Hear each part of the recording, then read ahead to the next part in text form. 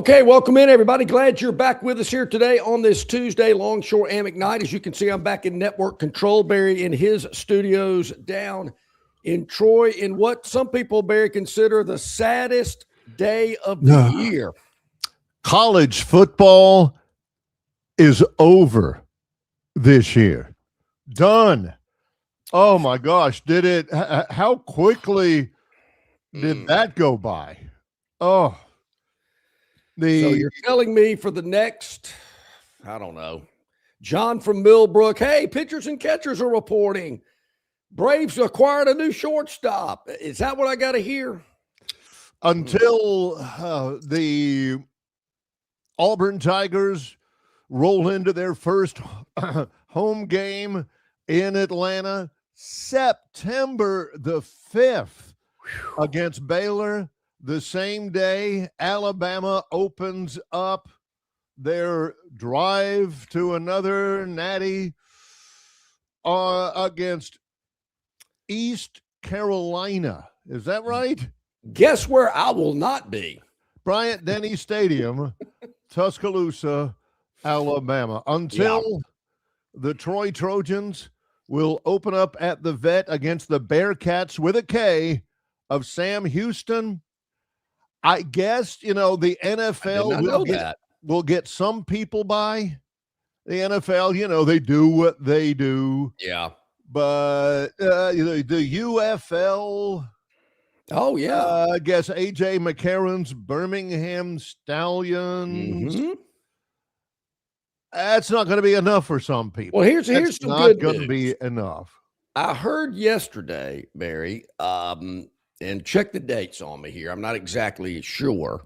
Okay. But I believe the national championship game in college football is like the 25th of January next year. Ooh, I'll have to take a look. It's later than it was last night, which that was the 19th. Still don't know why they play this game on a Monday night. I do. 3 letters, N, F, and L. They're scared. I don't agree with it. Not at all, but that's why they do it. Well, but even so late, because let's face it, after today, there won't be any more discussion about it. It'll all be about, hey, well, you got the AFC, NFC championship games coming up this week, and Bo Nix can't play. Jared Stidham's in his place. The national media will all be talking about that and the luster of an incredible season by the Indiana Hoosiers nationally will be forgotten about by Wednesday. Well, we're not talking about that anymore. We're talking about the NFL. I just don't know how they get, there again, we had more teams. You only dipping further into the NFL postseason. I think this one will resonate. All hail the Indiana Hoosiers, the national champions of the college football world. That is so weird to say, but it's true. Indiana has gotten it done. They are the national champions, 27-21. I will submit to you. And that's an important score. More on that later. 6-point game. I think this one may resonate for a little while longer than, say, Alabama's 4th national championship under Saban. Because every Indiana fan, in full disclosure, I've said it before, my sister Ginny is a professor of theater at Indiana University. There is no such thing as the University of Indiana. There never has been such a school. She tells me that all the time. And my brother-in-law, Grant, her husband, is a lecturer at Indiana University. They are fired up. That place is nuts right now. And I guarantee you, if they don't win another one for another several years, maybe ever, Indiana fans will be able to tell you the score of that game, where it was played. They'll talk about the fabled quarterback draw on 4th down to get the touchdown and the interception at the end and the blocked punt, as opposed to, and I'm not saying there's anything wrong with it, but how many people remember where Alabama won their 3rd national championship? Well, I'm going to disagree with you. I would think Indiana people are going to talk about it and revel in it and sit back and talk about it for years to come, as Bama fans do. Lee, I don't think you're going to get that. And I think it just goes with the popularity of the NFL. Nationally, it's a bigger product. Television ratings tell us that. Oh, yeah. It's the big deal. But in Indiana, they'll be talking about this till the end of time. Yes. Bama fans, they're still talking about George Teague running down Lamar Thomas, 25 years, 30. How long was that? 30 years ago. Oh, my gosh. Try 34 years ago, 33 years ago. Yeah.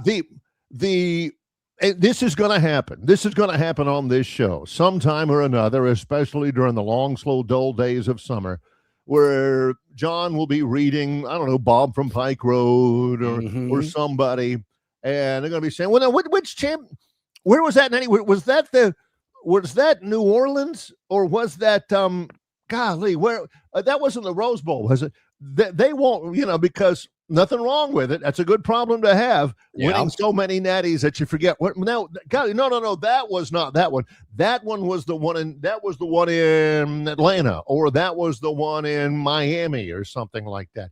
People will remember this Indiana National Championship, I think, more than many others.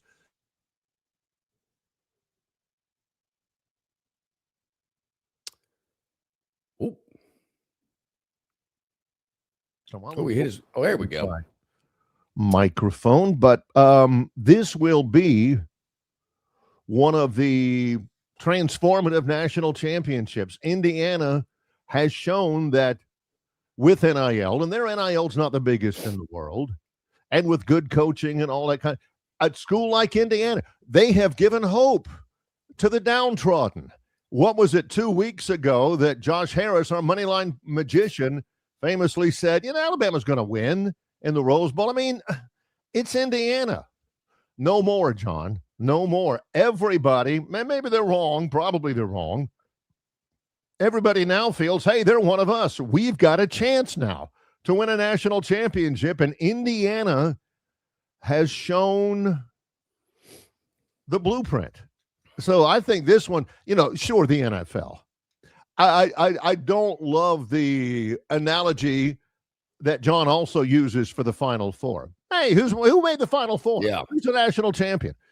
As if all of this doesn't matter in the great grand scheme of things. You think Miami's going to be going, we made the championship game. Wow, whoopee. No, they don't care.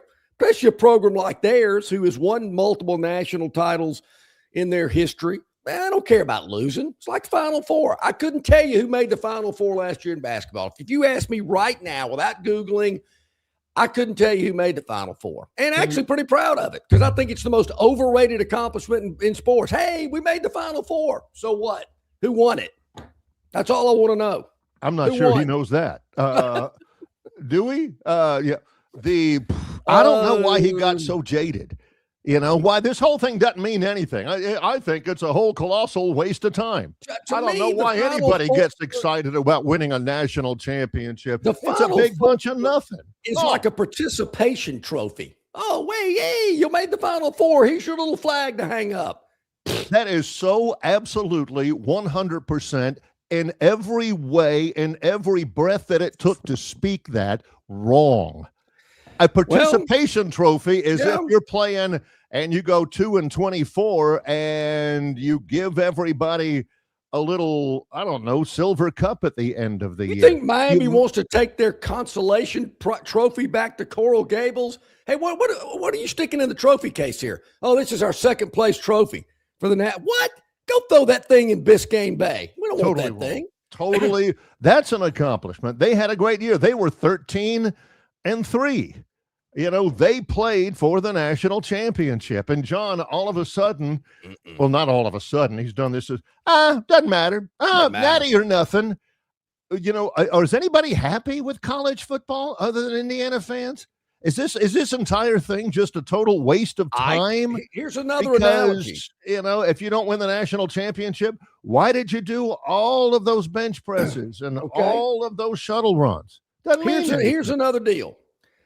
If you go to the poker table, at the end of the night, there's going to be one winner. And all those other people sitting around the table trying to read your face and get your little tells and all this deal, they're walking away a loser. One guy takes home all the money. Do they feel good about it? Hey, you know what? At least I made the final 3 guys at the table. I was one of the last 3. Okay. No, they're going, how did that guy beat me? I thought I had everything figured out. I can't wait to get back to the poker table the next time. Maybe some of these people like playing poker. Maybe they like the feeling. They like winning. Unbelievable. Sometimes, I don't even know where to go with this show sometimes, because now the season's over and John's like, none of it mattered. This is all a mirage. It's like the Seinfeld finale, which was cruddy, And this whole series was the worst. I don't know. You just talked about your sister and your brother-in-law and all the other Indiana fans are going to be reveling in this for years to come. They're winners. They are going to enjoy the spoils of winning. You lost. We won. You suck. We don't. I mean, I don't know if the Indiana fans would stoop to that low, but other programs in the past have. So, Indiana's definitely going to be, look, hey, they're the champs. They get to, poke their chest out and, kind of talk under their breath about other programs. They've reached that level. Everybody else, got to take it. All 16 games that Miami played, all 14 games that Alabama played, all 12 games that Auburn played, all you guys didn't mean anything. Didn't mean a thing. You should derive no pleasure out of spending the last 12 months preparing to participate in intercollegiate athletics. And frankly, I'm surprised that you didn't know that ahead of time. This whole thing is a big, colossal waste of time unless you win it here.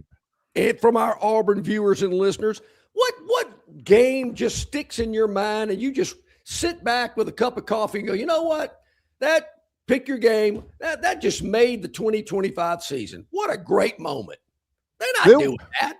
Matter of fact, I'm not sure Auburn people could come up with a game. I'm not sure there was one, to be honest with you. I guess it was kind of a waste of time now that you think about it. And Bama fans will tell you the same thing. Get your ass beat by Georgia in the championship game. Indiana humiliates you in front of 23.9 million people. Yeah, total waste of time. I wish we could just flush that season down the toilet. Sucked. Nothing was good about it. Don't give me this, well, October was great. So what? What did it get you? Your coach is on the hot seat. People are jumping in the portal as quick as they can. That's what people are. Go to Title Insider. They talking about October? Nope. They're talking about what in the world is going on with our roster. And why in the world are there 7 SEC teams ranked ahead of us in the first way too early preseason college football poll? I'm a fan. 7 SEC teams. We're not thinking about dismantling the football program at the University of Alabama. I don't think they're going to go. Are we this close? But they are not happy. I'm here to tell you that I believe in intercollegiate athletics. I believe even now, when it's gotten so commercialized and so monetized and people get so jaded, I still believe in the value and attraction of intercollegiate athletics and the lessons that it teaches about sacrifice and teamwork and hard work and camaraderie and overcoming adversity. John's like, man, you guys, why'd you even play? Here's one, and I've seen this a couple of times today. Maybe this makes Bama fan feel a little better. I don't think they do. To me, it just adds salt to the wound about how many times Bama's lost to the eventual national champion. You know what that tells me? You didn't finish the deal. You came up short. You didn't have enough to beat these teams. Does that make Bama fan feel better? Oh, well, you know what? We got beat by the eventual national championship every year but 2. You know what did Mandy Peppard say in Animal House? Greggy, is it always this soft? I mean, come on, Bama. Plainsman Preston says that's not really interesting. And Bob from Pike Road says it is interesting, Preston, because it is the greatest run of championship excellence in all of sports. Forget about the Boston Celtics winning 9 NBA championships in a How about row. the Forget UCLA about Bruins? UCLA winning just about every college championship of the entire 1960s. I think he's talking football. I don't want to talk for Bob, but I think he's talking football. Okay. Yeah. I think I would have believed that if he had not finished that text by saying in all of sports. Yeah. When he says in all of sports, and John says, I think he means football. Yeah. John may be right, but because for some people, football is all of sports. And evidently, because of John, unless you're winning the national championship, it's all meaningless. Well, That's Tobias, totally wrong. to answer your question, Tobias, it was actually Mark Schlabach at ESPN.com. I saw his poll. Yeah. That was the one there. And John, does that mean that Alabama has been a failure 108 times out of the 126 seasons? That means that Bear Bryant only had 6 successful seasons out of 38. Saban had 7 successful seasons in 28 years. John, it's like this. You can see, if you want to use the word failure, that might be a little harsh. Did not live up to their standards. You know, Saban talked about the standard all the time. You think the standard's going 12-2? That ain't the standard. The standard's winning it all. And now they got 7 teams ranked ahead of them in a preseason poll. Jeff says, I'm throwing grenades at Bama early today. Hey, it's the start of a new season. We finished last night, and today's the start of a new one. I just should we continue? I mean, being a sports show when all we do is cater to meaningless things that have absolutely no value to the human experience at all. I mean, we've still got another hour and 45 minutes left in this show, and we're only in January in the total. I think we should keep on soldiering on despite this absolute swamp of it kind of goes back to meaninglessness. bowl games. I mean, are there fan bases and programs going, man, whoo, that Gasparillo Bowl, what a game. Woo, man. They're not saying that. No, nobody. John will tell you what they're saying. I know what they're saying, and this is what they're saying. Yeah. Can't say any more to that. Maybe time to take a break. I got to go along with you, Mary Emily, who's checking in on Facebook today. Gee, hey, Jeff said touche, though. Oh, okay. Thanks, Jeff. I don't think he said it to you. But he might have. Yeah. Any positive compliment that is unnamed on our chat line is automatically, if it's a compliment, it's meant for John. Oh, okay? Yeah. That's sure. Yeah, and good point, Kirk. SEC hadn't won a natty in 3 seasons, letting the Big Ten beat them up, push them around. Alabama hasn't won one in 5, and and based on the way too early prediction poll, they ain't winning one next year either. No. Who will it be? Who will it be? Indiana has broadened people's horizons. They are the first team to win a national championship in the college football playoff era, ranked as low as 20th in the preseason polls. Alabama's only ranked 7th. They've got a chance. Kurt Cignetti is the first coach to win a national championship in only his 2nd year at a school since Gene Chizik in 2010. They will put a statue of Kurt Cignetti up in Bloomington. Chizik is still waiting. Barry, I've been beating that drum for years. I will sign the petition to get a Gene Chizik statue at Auburn. Can't believe they won't put one up of him. It's unbelievable. Let's take a break. If we continue on with this program because of the meaninglessness of 99% of everything that happens in the athletic arena, we will have later on Brian Matthews from auburnsports.com. We'll talk with Travis Ryer from Ryer on YouTube. And we've got a special guest today we're going to talk to around 8:30 this morning. Our buddy Joe Lovehorn, who is represents our state. He's a politician from the state of city of Auburn. Interesting, Barry. Obviously, the legislative session is going on here in Montgomery. But we're going to talk a little bit about that. What's going on? What's on the table, as well as NIL. Joel knows a little bit about that, and we're going to get his thoughts about it as well. Yes, All of that still to come on Longshore and McKnight in association with Yellowhammer News, presented by Bud Light. Marguerite's Exquisite Jewelry is Central Alabama's best-known jewelry store. Their location at 8163 Vaughn Road in Peppertree is conveniently located adjacent to Chappie's Deli. At Marguerite's, they have every jewelry item imaginable because they make it. They really make it. From rings, necklaces, bracelets, earrings, and much, much more. Marguerite's can also repair, clean, and rework any jewelry item that you want to bring back to life.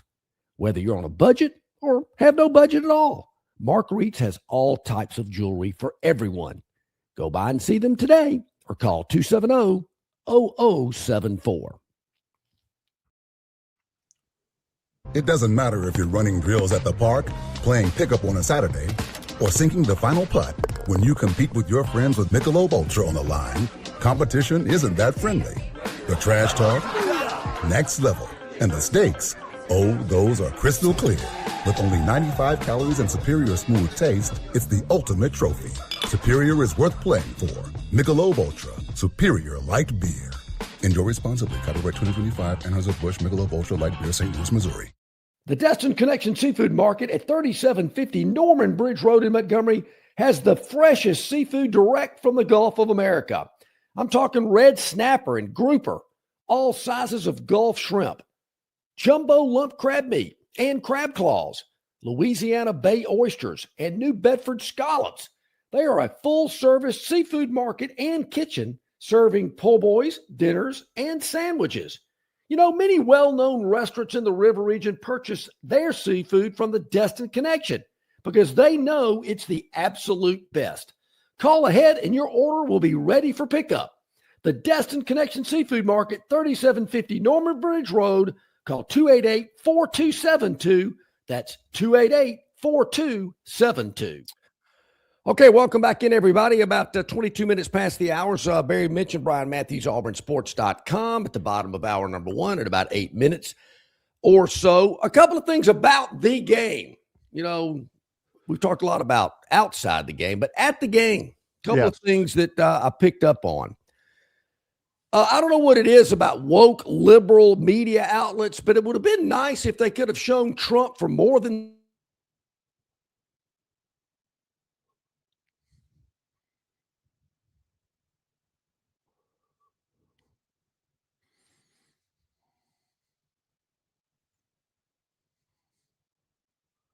Miami. They don't tackle very well. Their special teams aren't very good. I was amazed with a team that has been labeled a defensive team. Yes. They don't tackle well. Bob from Pike Road says Miami wins without getting that punt blocked. Well, statistically, yes. Shouldn't have gotten that punt block. Indiana does that a lot. I don't know who that guy was. I think he was number 37 for Miami. He's what they call a punt protector. What the heck was that? He looked like Longshore on defense in the church league basketball. I mean, he was right there, and he just, the guy blew by and hit it with that. Geez, give me a break. Now, they mentioned in the pregame how many punts Indiana had blocked this year. Miami should have been aware of that. Yeah. Should have tried a little harder, But those are the breaks of the game. How about this? Why in the world would anybody even text this? I mean, would even chat this or post this? Our buddy Kane Lake, he says this. You got to be kidding me. Good morning, everyone. Tip of the cap to the Indiana Hoosiers on beating my Miami Hurricanes for the national championship. One heck of a game. So proud of my Miami Hurricanes. Where does he get off saying that? Yeah. According to some people, proud of your Miami Hurricanes, they lost. Yeah. The whole thing was an absolute sham. Why I kind of get you. I understand. Well, I doubt Michael Irvin would have done that. Why did the sound go off when I ripped ESPN about not showing Trump? Well, what happened to the sound? Well, it just happens right there, too. I don't know. Something's going on with your damn mute button. Yep. It's God almighty, yeah, jeez. it keeps going on and off. Yeah, I don't know why. Yeah, let's get the right commercials playing. That would help. let's see. All right. Here we- So, I thought Miami needs to tackle better. Yes. Special teams, this team can do it. You know they can block punts. The tackling, God bless Fernando Mendoza. He has, just since the start of the calendar year, he has made himself untold millions upon millions of dollars, and he's financially set for life, and he's never going to have to pay for a meal or, work a daily job in his life. That fourth down call, Dee and I were watching. She's a huge football fan. We're rooting for Indiana. And, it's fourth down. And obviously, in our day, you don't even think about it. You kick the field goal. Kick the field goal. Yeah, but you're only, it's one score. And, play a little defense. They turned, they took a timeout. And Cignetti's thinking about it, and he says, oh, what the heck? Let's try to win a championship and all that. Absolutely, I've seen this in the NFL playoffs over the weekend. I've never seen a weekend where everybody goes for it on fourth down in crucial situations more than anybody else. But, they call the quarterback draw. Great call. Mendoza is, he has the heart of a champion and all that. Makes a nice little cut, gets hit hard at about the 4-yard line.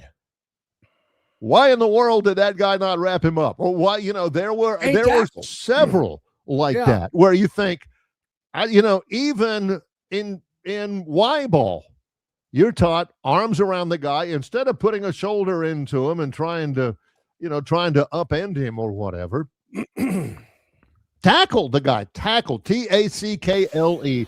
Tackle him. That's a great play. I'm not meaning to minimize that at all, but he was going to do everything he could do to get in that end zone. You needed to match his intensity at that moment and put him on the ground. I'm with you 100%. Tobias, you're right. I can't remember the name of this young man, number 24, but he held and interfered more times and did not get flagged. And they brought it up during the broadcast a lot. You could tell he was scared. He was getting beat, doing all he could. But 24,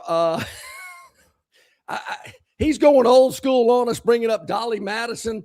But now that you're bringing up Tobias, I can see the similarities there. Well, his name is Romaine Frederic. Ethan O'Connor is 24. But Frederic, number 29, that was the only really bad taste thing I had about the whole game. The referees were horrendous in that game. And Cignetti called him out. Frederic, number 29, he was interfering on virtually every throw over 10 yards. Yeah. And they would not call it. It's the national champion. We're not going to call it. And the biggest waste of time in college sports is replay. It's number 2 biggest waste of time and resources is having a referee consultant up in the booth. Bill Lemonnier, shut up. You don't have any, he said they're saying, well, he's being a little handsy, but they both are. And I'm thinking, it's interference. Everybody can see that. A couple of things there. I don't understand, Barry. It's like in the NFL when they come to the Super Bowl. The whoever this guy is, that's the rules official. Lamont. He made the statement, they're going to let them play tonight. Well, why don't they let them play every night? Do the officials come together and say, okay, we're calling it tight tonight? To me, you got to have one uniform way to do it. I don't want tight one night, loose the next. Yes. I just, John and I agree on this. Just tell me what the rules are, so I know what I'm working with, and then let's go. They let them play on that Hail Mary in the Ole Miss game. That was pass interference in mid-October. It should be pass interference in early January. Yeah. Drives me crazy. I'm interested in this one, Barry. I did not see this. I'm trying to figure where he's going here. Yeah. Ty says, comment on what you thought about Mendoza dropping an F-bomb a few seconds after giving all glory to God, Mary. I did see that. I watched that. I didn't think he said the F-bomb. I thought he said freaking. That's what I thought. Which is a diluted version of the F-bomb. Yeah, which, like George that. Carlin says, there are really no bad words. There are only bad thoughts, Yeah. And he probably had that thought, but he used somebody told me about that on an earlier chat. I didn't get that. It might have been you, Ty. I didn't get that he said that word. Yeah. I thought he said freaking. Ty, what do you think? What do you think? Yeah. I mean, if he was directing that F-bomb towards God, I would definitely have a problem. Yeah, there's no doubt do it about anyway, that. So.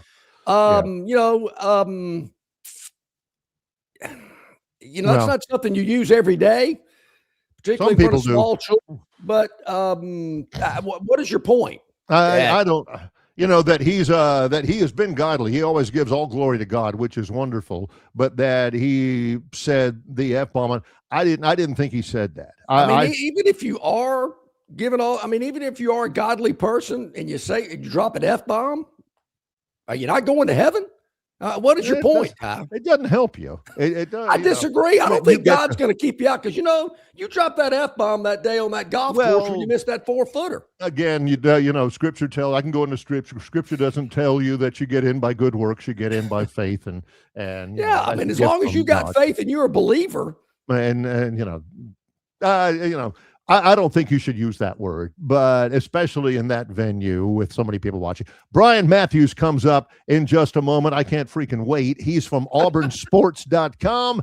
It's Longshore and McKnight in association with Yellowhammer News, presented by Bud Light. Don't miss your chance to win big at Victoryland Casino. Play the latest, hottest, most exciting games around with fun bonuses and big jackpots. Don't miss out on your free play. Stop by Player Rewards today and check out this month's exciting free play promotions. Come see why our players keep coming back. You'll have more fun at Victoryland Casino, where you can be a winner too. Victoryland Casino, located off I-85 exit 22, Shorter, Alabama. Must be 21 or older. Known by avid golfers as one of the most beautiful and challenging stops on the Robert Trent Jones Golf Trail, Cambrian Ridge in Greenville lies just 40 miles from Montgomery. It is well worth the ride for any golfer looking for 27 holes of jaw-dropping golf. The greens have been redesigned to accommodate the higher green speeds associated with their installation of the latest generation of ultra-dwarf Bermuda grass. Cambrian Ridge offers a fully stocked pro shop with all the latest equipment and apparel. Great food and beverages in the clubhouse can be enjoyed both before and after your round. Get your group together and hit the trail. Go to rtjgolf.com/Cambrian Ridge for tee times and more information. Jim Massey's Cleaners and Laundry is an Alabama-based, family-owned and operated business that specializes in dry cleaning and laundry serving the river region since 1941. There are 12 convenient locations across the river region. Find one close to you or call 481-1911 for free pickup and delivery. For 83 years, Central Alabama has trusted Jim Massey's Cleaners and Laundry. You should too.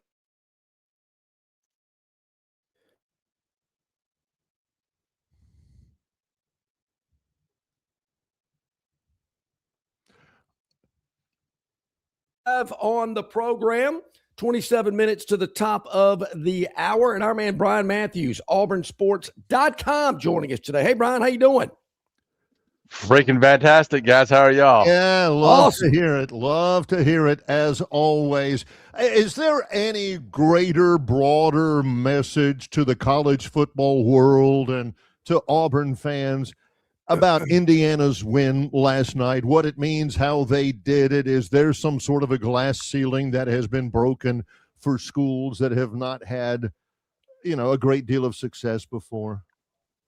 It's definitely one of the greatest stories, I think, in my lifetime sports-wise. I wouldn't put it above the Miracle on Ice, but I think it's up there among great moments in sports history, right? This is the losingest program in the history of college football, until 2 years ago when they passed Northwestern, or 1 year ago, I don't know exactly. And here they are, national champions. So it's a great story.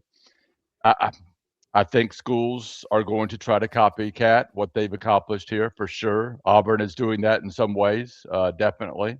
I think it's more of an outlier. I still think it's the teams that accumulate the most talent through high school recruiting and supplement that with the portal that are going to be the most successful over time. But I'm not ruling out that this is maybe not a better way to do it and build your um, program up through the portal a little bit more. So we'll see.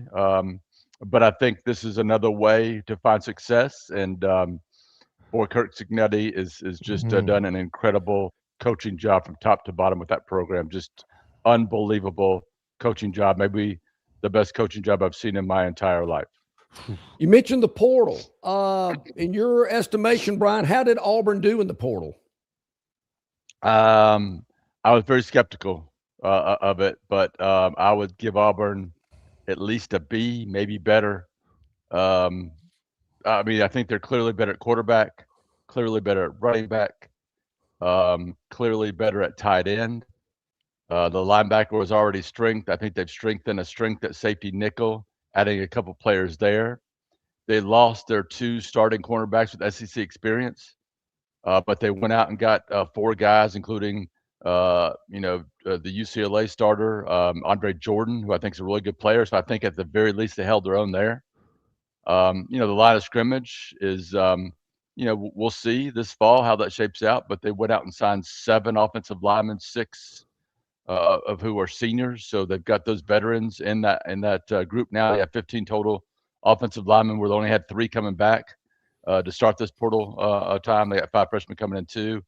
And then the defensive line, they built some depth back up there. And that was important to them last year. They played a lot of players within that group, and that helped them be really successful. So I think they've hit all the needs. I think they'd still like to get maybe 1 number 1 type receiver, another 1 or 2 defensive linemen, defensive end type guys. And other than that, I think they pretty much hit the mark in every spot. Yeah, that was my question. Are they done? I think they got 28 signees out of the transfer portal, and I was wondering if they are done. 33 actually, and I don't think they are done.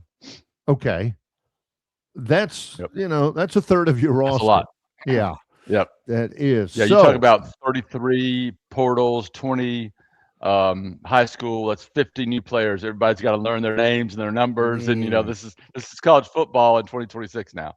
Which here we are the day after the national championship game, and we're asking somebody who covers the sport at his school more as well as anybody out there.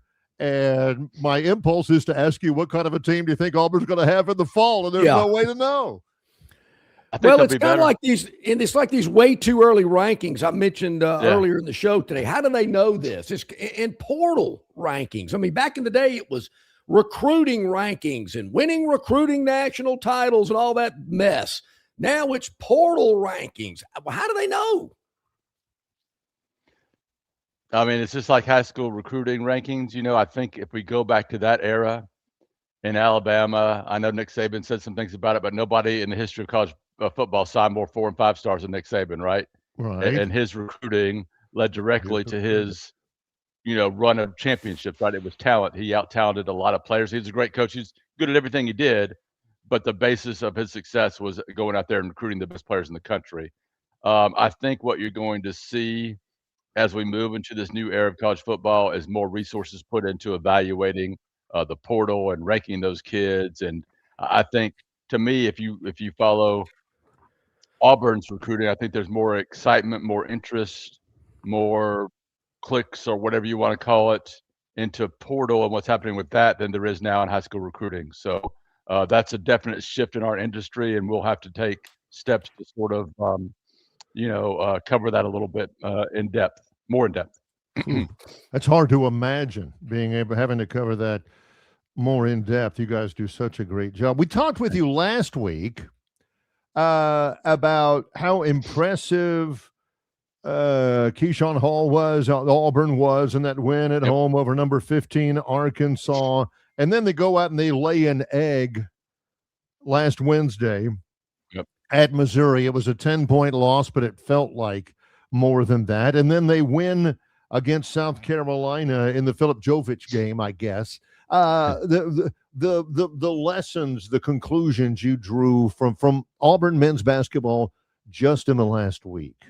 I think it's really straightforward. They have to play really, really hard. They have to give tons of energy and effort on defense, going after offensive rebounds, doing all those things. They have to be that kind of scrappy team to beat good teams in the SEC. They can't just show up and, shoot, 23s and, run up and down the floor and expect to win. They're just not that. They're just not built that way. They have to be that underdog mentality type team. I think they, like you said, they were uninspiring, I thought, at Missouri, just went through the motions. And then South Carolina, they absolutely got after it, going after every loose ball, playing really physical, getting after it on defense. They had a terrible shooting night against South Carolina, 2 of 19. They made the first 3, missed 17 straight, and then made their last 3. You don't see that too often. But they won the game because they just got after it. And, Keyshawn Hall had a tough game, but he comes in late. He got in foul trouble and made those 4 straight free throws to help clinch that win. Philip Jovich, as you mentioned, had a terrific game. That young man gets better every single time he steps on the floor, becoming more of a weapon, I think, offensively for Auburn. So they're stretching their wings a little bit, getting more guys that are contributing in different ways. They've just got to continue to be that scrappy, tough team that everybody hates to play and not just show up and go through the motions. They've got a tough week. They're going to Ole Miss. Ole Miss has won 3 straight. They beat Florida.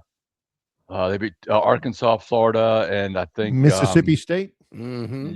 Missouri. No, it's Arkansas, Missouri, and at Georgia. That's what it is. So they've won 3 straight. They're on a roll. We know Auburn struggles on the road so far this year. They haven't won a true road game yet. 0-3. So this is another test to see if they can, I guess, kind of seize that identity, right? Yeah. Because you've seen how they're good. You've seen them not be good.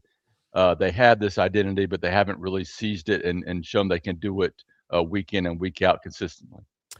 See, Auburn's a favorite tonight on the road at Ole Miss. What? That's interesting. Auburn a slight favorite tonight in the game. Been a lot of SEC games. I've seen a lot of line movement in those games in the last 12 hours or so. Okay, college football is over. That's how Barry and I opened the show today. Kind of a sad way to open it. It is kind of sad if you think about it, yeah. Yeah, after last night, January 25th, Barry, I'm told, is the national championship game next year. Even further, deeper into January, the season will be extended. Brian, do you think we'll be playing a 16-team playoff next year? Or are they going to have to wait another year? I don't think the egos in the SEC and Big Ten can get together. I think it's more Petiti this time. I'm not a fan of either Sankey or Petiti, but I think it's more Petiti this time and his giant ego that won't let them come to some kind of compromise and do what I think is right, which is 16 teams. Because, I think you saw the number 10 team won it this year. I think as the talent gets more spread out, we're going to be in a situation here fairly soon where you can have the number 13 team or 14 team or 16 team be capable of making a run and getting hot. Maybe not the next year, but who knows, at some point, I think we're going to get that. So I think that's a great number. I think more games should be played on home field. That's where college football belongs. That would make this better. But I just think it's going to take a while for the leaders in this industry to get there. It's taken them forever to figure out that they need to go sit down and collectively bargain with players to, reach some real enforceable rules on player transfers and salary caps and all those things. They still haven't taken that step yet. So, it's going to be a little while before we get some people in charge that really have some vision and some leadership to really settle things in this sport. And tone down on the egos just a little bit. I agree with your assessment about Tony Petiti, but Greg Sankey's not exactly, Little Red Riding Hood skipping down the path. Yeah. Oh, yeah. No doubt. So with that being said, the Big Ten has now won 3 straight national championships with 3 straight schools. Yes. There's a big piece out on one of the national sports websites that says, how has the Big Ten passed the SEC in football? given if you take on faith that they have passed the SEC in football. How's it happen? And is the SEC now second best, Brian? They certainly have outdone, right, the SEC last 3 years, but I'm just not buying that this is some great shift in power. I still think that the most talented players are in the Southeast. Some of the best programs are in the Southeast. It's just a matter of those teams stepping up and making a run here. I do think the Big Ten has a lot of resources, and it's definitely helped them in this era, but so does the SEC, especially when it comes to college football. This is what we live for down here, right? This is our sport. So I just don't believe that somehow SEC football is going to be second class to anybody going forward. I just don't buy that. I've always thought, Bryant, from 1 to 16 in this league, that top to bottom, they're the best by far. I don't think you can stack up the Big Ten from top to bottom and have as many good teams, as many good quality players. Why have some of these Big Ten teams gotten better? Why are some of these players from the South going to Big Ten schools? For money. Nick Saban brought it up earlier this week. Kids from the South don't go up north to play football, but they're going now because they're getting paid. Yeah. Well, the leaders in the Southeast need to, manage that better and stop trying to, convince Congress to save you and sit down and fix that, right? And collectively bargain and have a salary cap, and then we can all play on the same sort of level, and SEC can get back to handing out money under the table. We can get back to playing football the way it's like the good old days. Yeah, exactly.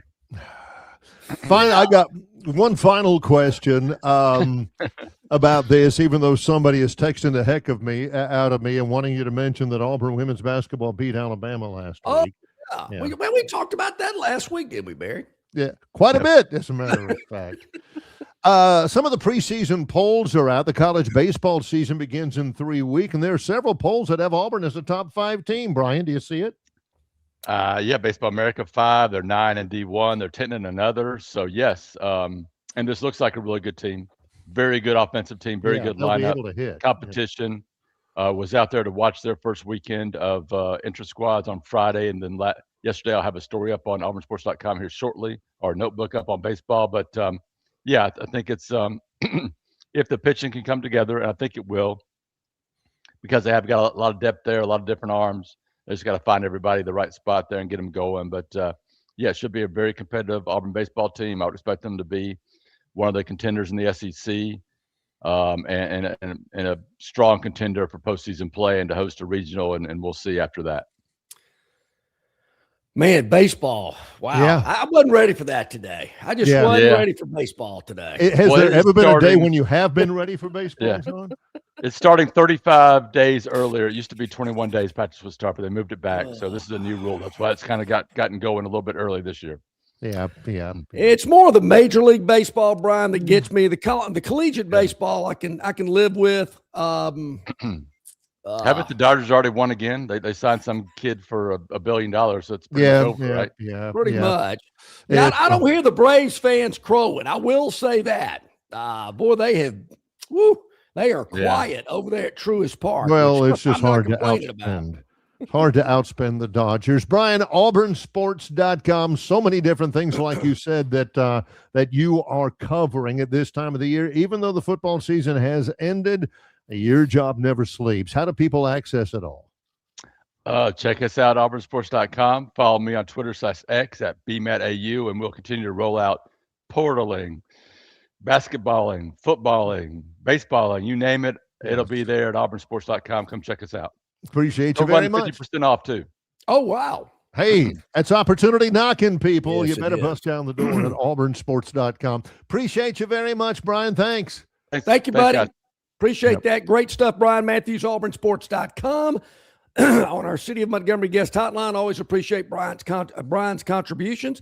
Great insight and analysis. But Barry, Petiti and Sankey, I'm tired of this wishy-washy. Let's do something. Everybody we talk to about the state of college football seems to agree something has to get done. why can't we get anything done? Two outsized egos, two conferences that are dwarfing all the other conferences. When they had that big meeting on Sunday, they get out and the American commissioner is saying, there's only two people talking at this thing, or this whole thing, I ain't got nothing to do with it. It's all between the Big Ten and the SEC. I can vote however I want, and it don't matter until those two guys get it figured out. It's a battle of egos now. But Barry, shouldn't the presidents step in from these institutions that they represent and say, hey, enough of this, Greg. Let's get something going. Put your egos aside. We have got to get this problem taken care of. Well, and that's fair, but now it would appear if that happens, if what you said happened, and it might should happen, it looks as though the SEC is capitulating, that the Big Ten made the SEC back down. It's like Waltz said in The Godfather when Johnny Fontaine wanted that part in that movie. And he said, he made me look ridiculous. And a man in my position cannot afford to be made to look ridiculous. And I don't think Greg Sankey will get a horse head in his bed, but that's what he's saying right now. I've gone too far on this.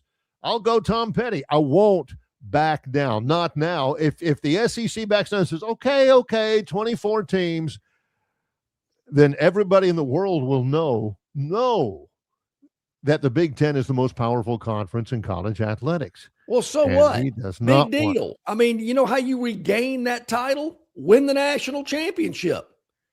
I mean, if the media goes, well, Greg Sankey backed down, the Big Ten got even stronger. Not when you win the national championship, they're not going to say that. So to me, that's just, I don't get that. Oh, to me, it's almost borderline immaturity. Just get over it. Yeah.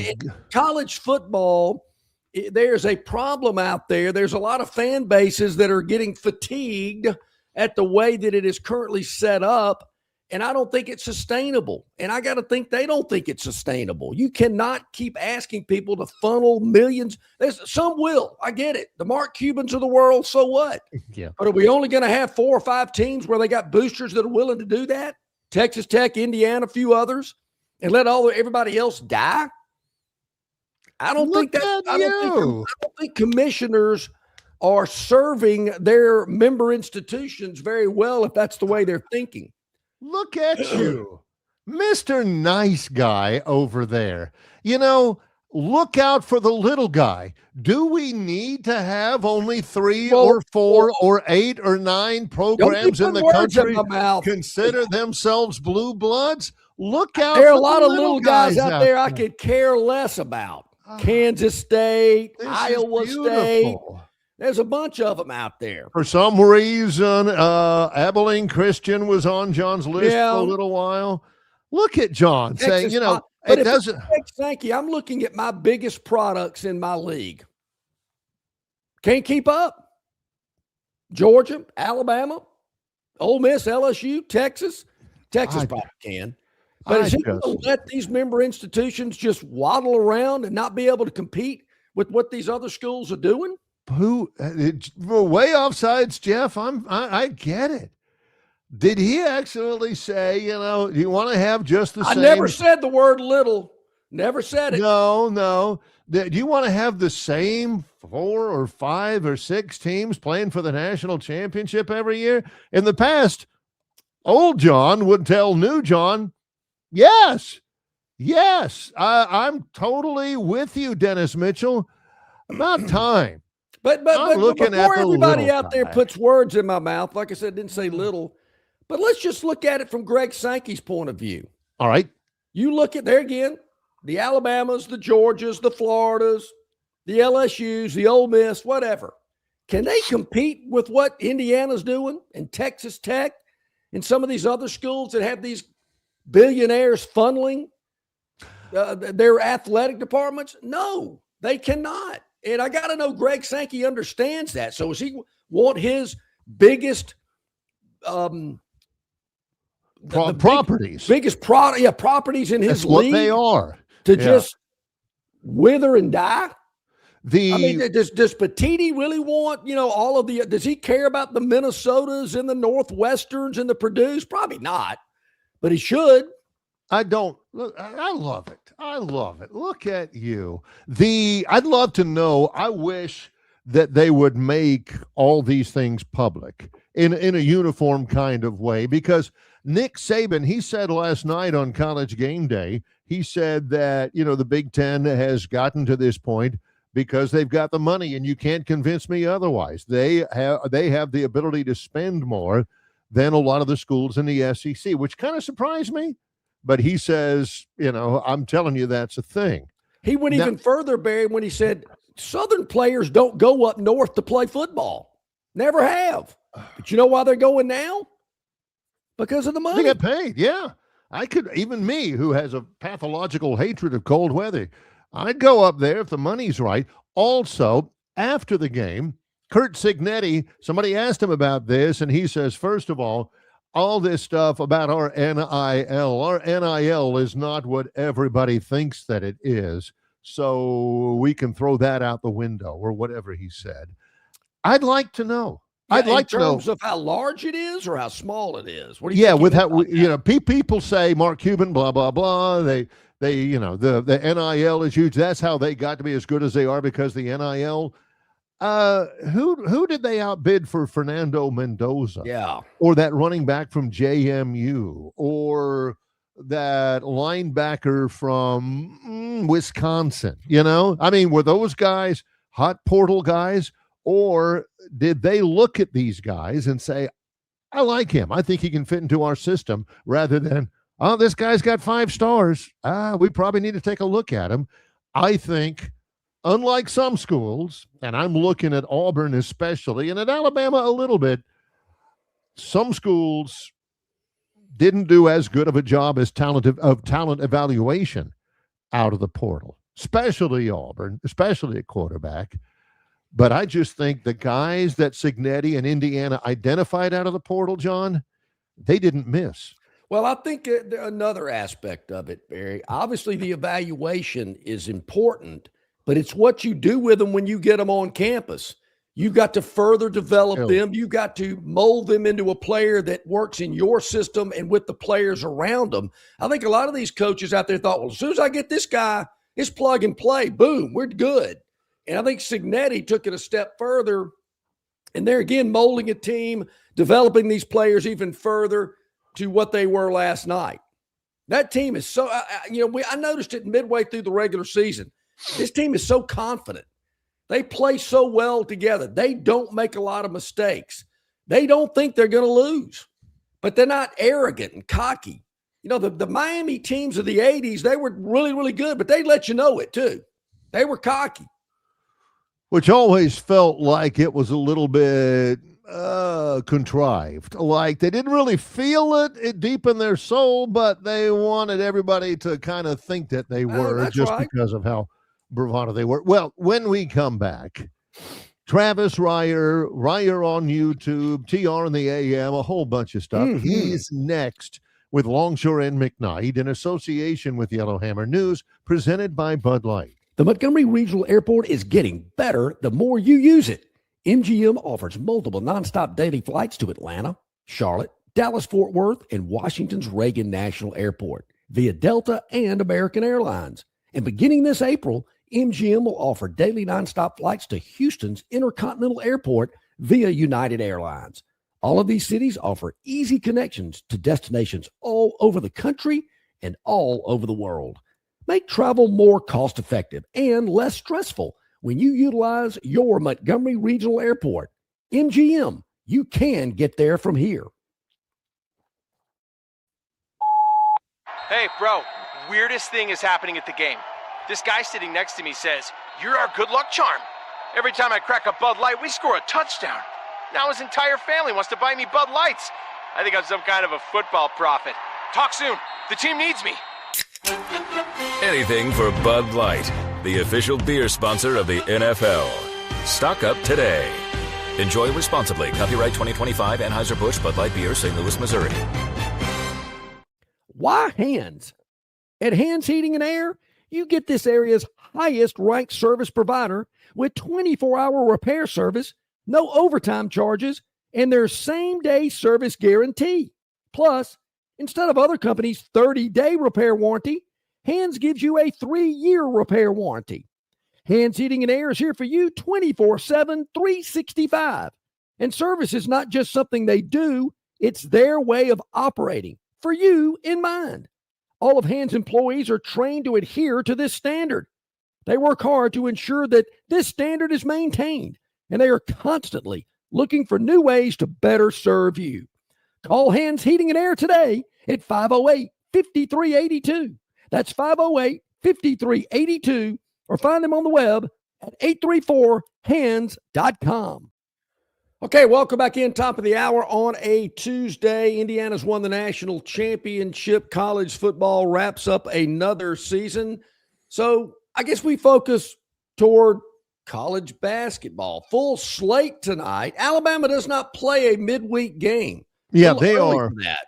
They're done until the weekend when Saturday, they host the Tennessee Volunteers. Oh. ESPN, 7:30, Saturday night, fabled Coleman Coliseum.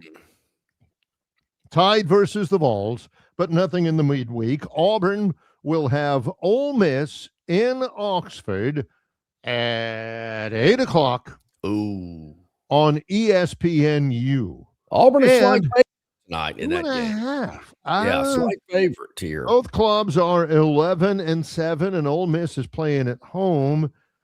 We might have to hold off on that until near the bottom of the hour, maybe. Possibly. We'll catch up on that after Travis joins us here in a moment.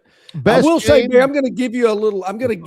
You might not be able to figure out the game I'm talking about, nor will our viewing and listening audience. But the game that the Daily Dog is looking at tonight, there's been a lot of line movement in this game. It is a college basketball game. Yeah. That I looked at last night. I liked it. I still like it this morning, but there's been a lot of line movement. Did I talk in my sleep last night? Did somebody find something out that, I think I know what the Daily Dog's going to be? Because I'm a little surprised. I do see one place where I'm just going to leave it at that.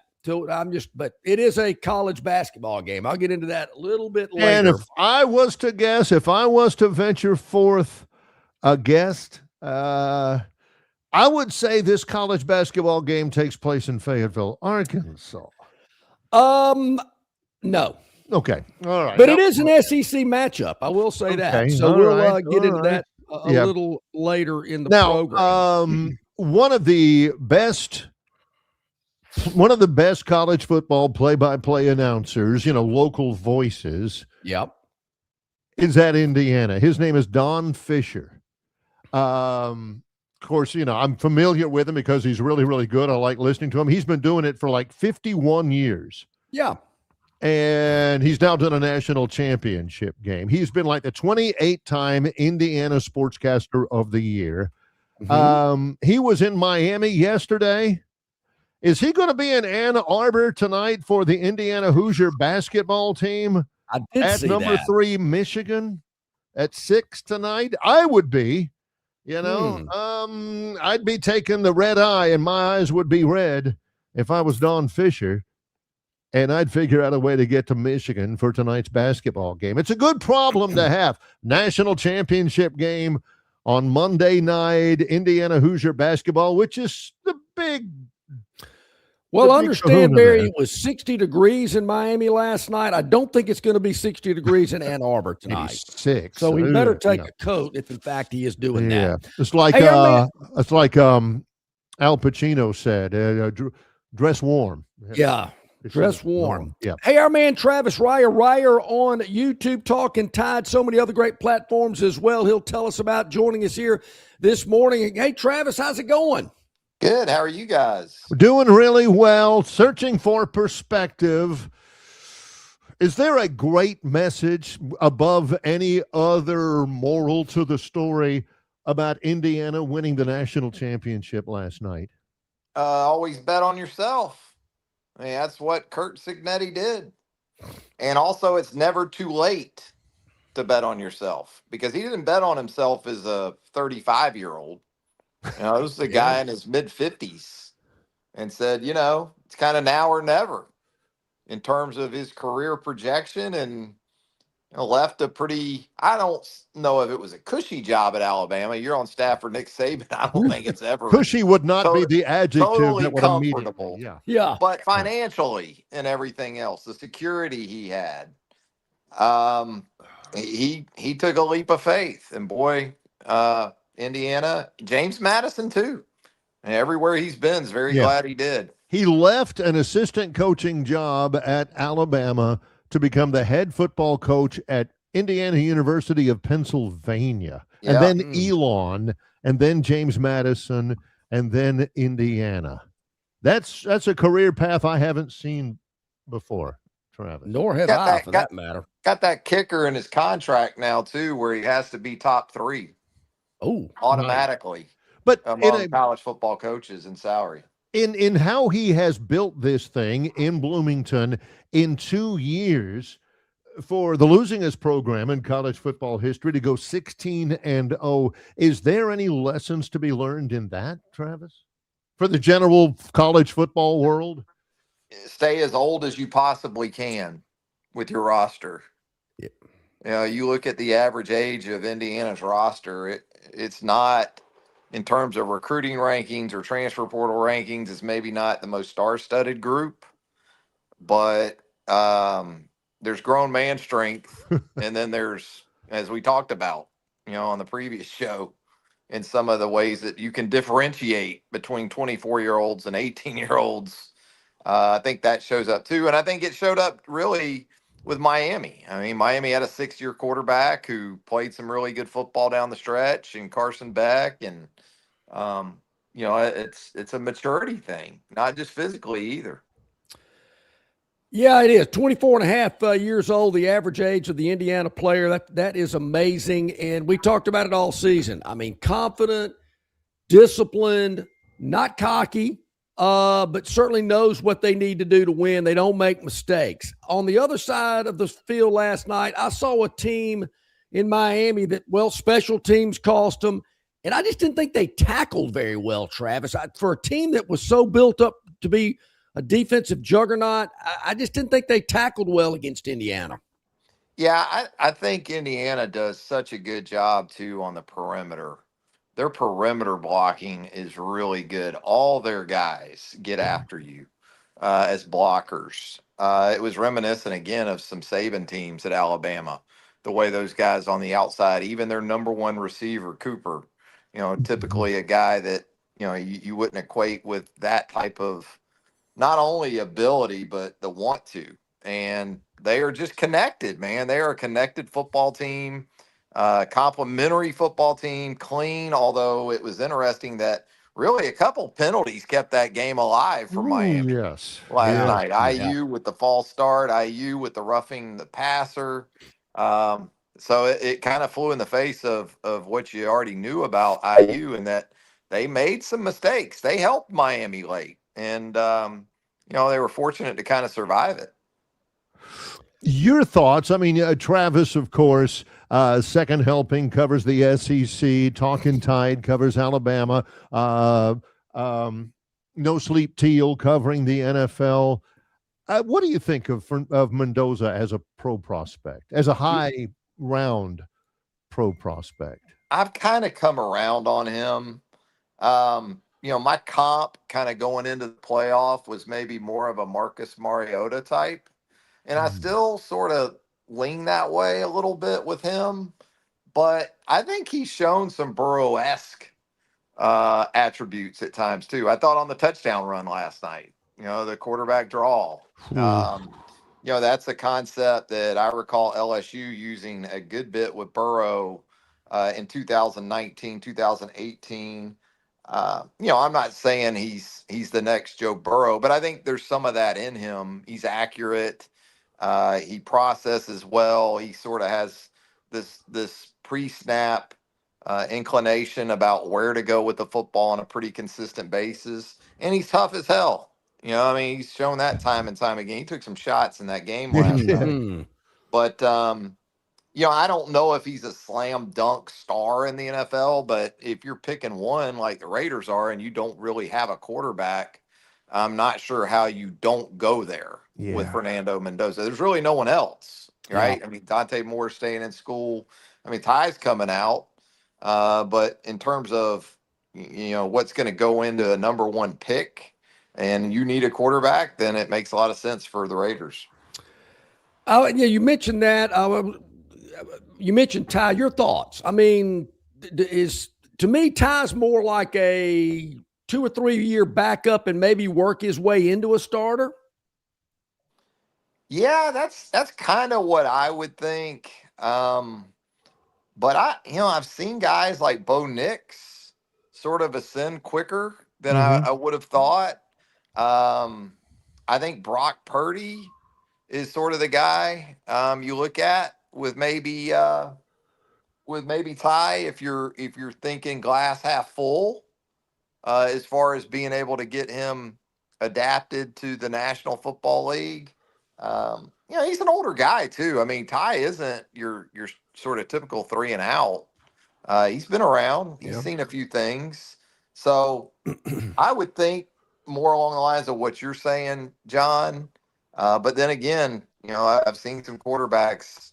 You know, I wasn't sure about Jackson Dart, and he looked pretty NFL ready, other than his inability or unwillingness to protect himself.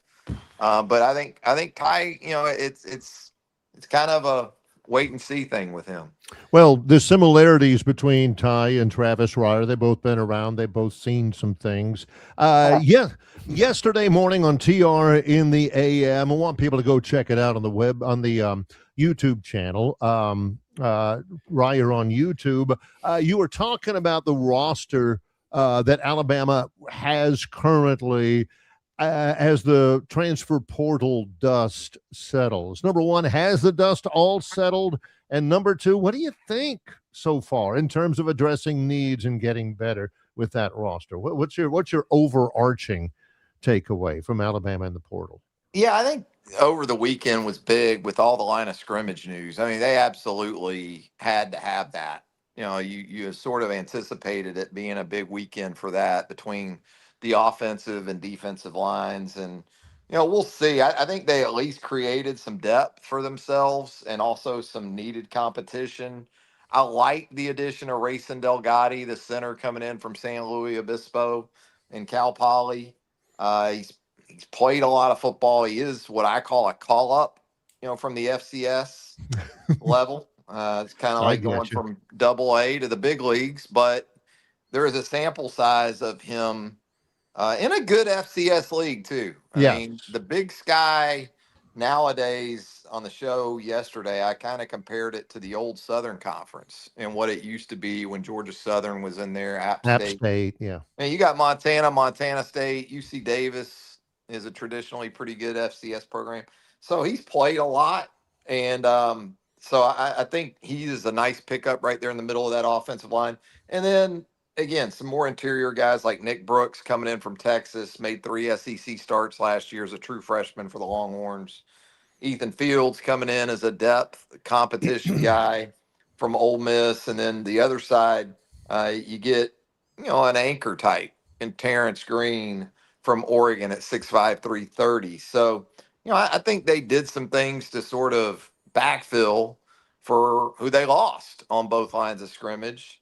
I said this too. It kind of feels like a rearrangement of the deck chairs for not just Alabama, but a lot of these teams. Once you get into the lines of scrimmage, you're just trying to find capable bodies. Yeah. You know, in case you need to go 8, 9, 10 deep. I know people rate portal classes. I don't know how they do it. It's kind of like recruiting classes back in the day. So I'm not going to go there, but it does look like they have filled some needs. I'm with you there along the offensive and defensive lines.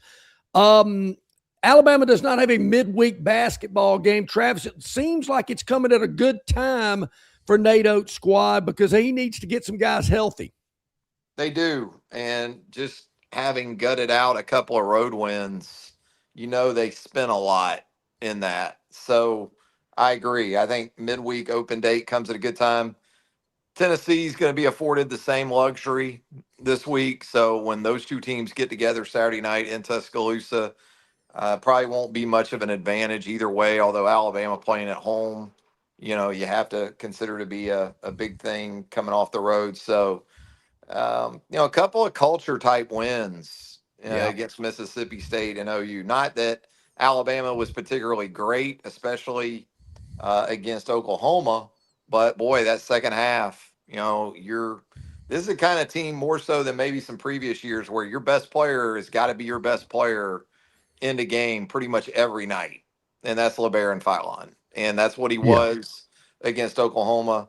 Aiden Sherrill with some really good stuff. Amari Allen continues to impress you as a true freshman. So I'm with you. They probably can use that extra time to get ready for Tennessee. Mm-hmm. Are you surprised at all that nothing has been made or made public in terms of personnel changes in the assistant coaching staff on the football program? Not really. I guess we'll see more as the next few days unfold. If, there's been changes, but, it's because Jamarcus Shepard went to Oregon State. So you bring in Derek Nix, which I like that addition for Alabama. I think that's good. Kind of a promotional deal for Brian Ellis going from tight ends to quarterbacks. So we'll see how it plays out. I've said, time and time again that expedited development more so than ever is what you better have in a staff. You better have a staff that can really get guys up to speed quickly. And I think of the offensive line when I think of that. And because it's a developmental position, but there's no time anymore, because if you don't have guys in your top 5 to 7 that can kind of share your vision of where you're going with that group, you're going to have turnover in the transfer portal. So, we'll see in the next few days. I wouldn't say I'm surprised as of yet, but I do think it's critical going into year 3 that Kalen, roster-wise, coaching staff, support staff, get it the way you want it right now. This is kind of a rest stop feel to it, so everybody better hit it and get it while you can, because you don't want the road coming up to be any more bumpy than it's going to be. Yeah, a lot of the fans out there, Travis, seem to have made their suggestions known that they feel like there should be some coaching staff changes. We'll see how that plays out. So I see this yet last night, actually, as I'm on my phone. I'm thinking, is this current, or maybe did this pop up from maybe a couple of months ago? But I do see that it's timestamped 16 hours ago. I have actually played the Fernandina Beach Golf Club before. I have played that track. I have spent much time in Fernandina Beach, Amelia Island, over there. That's a good spot. That's a good track. It's a great guy. I had a lot of fun playing. I was there at Amelia Island when I played it, but I did not enjoy the chicken salad sandwich, which you gave us a breakdown of. You seemed like you enjoyed it. It was solid, as I say in the video. It's not the best golf course chicken salad I've ever had, but at the turn, if you don't want the hot dog, right? Yeah. I think it's a reasonable option. The biggest problem I had with the Fernandina Beach Golf Club chicken salad sandwich was when you want the toast to be toasted. And I had one of the damnedest things happen. You know how you can call in from the golf course to place that order, Sure. Yeah, does he know? Yeah. They recognize his voice. And the 6-pack of beer on ice ready. Yes, exactly. When you hit it. Words of the wolf, boys. Words of the wolf. Yeah. If those beers stay ready, they ain't got to get ready. Those you make that phone call from the cart, and the sweet young lady, she answers the phone. Yeah. I place the order and I tell her I want the chicken salad sandwich on the white toast. And she says, "Okay, sir, do you want that white toast toasted?" I've never had anybody ask me that before. Do you want your toast toasted? And I'm with you, Travis. I don't like it over toasted, but I don't want it under toasted. There's a fine line of how you get it toasted. Yeah, it was tiny toasted. Yeah, It wasn't yeah. Got to give me totally more toast than toasted. that. But So, it was solid. It was solid, and I'm with you. That Fernandina Beach Golf Club is great. And you ain't nobody if you haven't been to the Fernandina Shrimp Festival, by the way. Never been. Well, I've been you to ain't nobody. Fernandina dozens of times. Yeah. Yeah. Here's You the gotta go to problem, Shrimp Festival. Travis, with the hot dog, though, at the turn. You start feeling it on 13 It's too fairway. much. Yeah, the hot dog's too much. Yeah, you can feel it on 13 fairway. You're reaching for the roll aids that you thought you had in your golf away bag. your focus. You don't. One thing my I did. problem is I can't stop with the hot dog. If they got chili, now it becomes a chili dog. Ooh, that's I messy. can't just stop with mustard. Yeah. Maybe some relish and onion on there. If they got the chili's going on. Yeah. So I was curious. You go onion on your chicken salad sandwich? I do. I like onion and tomato to go with it. No extra mayo though. I don't like the mayo or the butter. Some people get butter on it. Butter? That's an abomination right there. Yeah, I can go onion if it's green onion and it's in the chicken. Yeah, I mean, I just don't like landmines. I mean, when I say landmines, I'm talking about grapes, pecans, almonds. Yeah. Come on. I mean, those are just. It's not a fruit salad. It's chicken salad. It's chicken salad. Yeah. Right. If I want a fruit cup, I'll ask for that on the side. That's right. But I don't trust mayo ratio with a lot of these people. No, either. no. So that's and you're why right. I don't get mayo on the toast. You're right to be skeptical. If they kill it and with the mayo, then you're in trouble. Which is one of the problems you have with fast food chicken salad sandwiches, because you got somebody there who has no sense of mayo proportion. Any lettuce on that sandwich or just tomato and onion? Just tomato and onion. I don't like the lettuce on there. Don't like the lettuce. Okay. No, not the lettuce. I like the tomato and I like the black pepper. I need the black pepper on there as a all right. The thing about the chicken salad yesterday too, I still want the chicken seasoned. I want it. Oh yeah. A little salt or something. You straight up boil it, or you get this chunked chicken out of the can and you don't sort of do anything with it. I like the chicken seasoned before it goes into the chicken salad. It makes a big difference. I can't nod hard enough. I can't. Cook it. Throw some chicken broth in that pot. When you're have you had the Costco chicken salad? They use the roasted chicken in the chicken salad. I've made that. We have made the rotisserie Costco chicken. It's really good. Yeah, it is. We've done that with that. That is a good option with that rotisserie. We depend on Travis's expertise and perspective in college football and NFL football and chicken salad. Yeah, all of this is addressed on at some point or another in some degrees of. When is the next par 3 driver guy episode going to drop? It'll probably be pretty soon. We almost did one yesterday. It's time, yeah. I'm thinking about getting out today. I don't know if we'll have one today, but yeah, there'll be another. He'll show up again. You never know with par 3 driver guy. Yeah, no kidding. Well, Ryer on YouTube is the channel on YouTube, and you got a lot of different things that are irons in the fire, so to speak. Give our people who aren't clear necessarily all that you do. Yeah, we're right there on YouTube. Ryer on YouTube. We talk a lot of college football. We talk a lot of Alabama football, even some hoops. We talk about whatever the heck we feel like a lot of times there on Ryer on YouTube. We love chicken salad. We love golf. So you never know. But a lot of football at Ryer on YouTube. You can also catch me on X at Travis Ryer, TravisReier. Awesome. Travis, thank you so much, my friend. Always enjoy it. We'll talk to you next week. Sounds good. Thanks, guys. You too, buddy. Thank you so much. Appreciate that. Travis Ryer. Ryer on YouTube. A great chicken salad recap. Man, are you talking about a slice of onion on top of the chicken salad and then a slice of tomato and then the bread? Barry, in his clip yesterday, he actually showed the chicken salad, which I thought was interesting. I saw it. Yeah. I thought I saw some onion slices on top of the tomato. Yeah, that's a fair question then. Yeah. I would have never, that's not But I'm still trying to figure out, sir, do you want your toast toasted? Yes. Hence the name. Otherwise, it's just bread. See how that works? I'm real snooty, Barry, about how my bread is toasted for a sandwich. I don't want it over toasted, like a piece of toast you get at breakfast that you Like put Melba jelly on. toast or something. What the heck is Melba toast? That's a coaster. That kind of toast needs to be toasted more to be able to spread the butter and the jelly on it.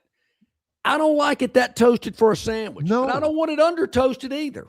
Yeah. It's a happy. You got to get it at the right toast level. Because you get it on your sandwich, and if it's over toasted, it'll crack. And it's so terrible. Not good. When we come back, Ooh. it's the Phantom's Daily Dog. Yes, it is. He's John Longshore. I'm Barry McKnight. It's Longshore and McKnight in association with Yellowhammer News, presented by Bud Light. At Dixie Overhead Door, we specialize in top-quality garage door solutions for homes across Alabama and Georgia. In need of a garage door repair or a brand new garage door installation, our expert team delivers fast, reliable service with local expertise that you can trust, providing customized solutions and exceptional care every step of the way. Visit us today at DixieOverheadDoor.com and experience the Dixie difference.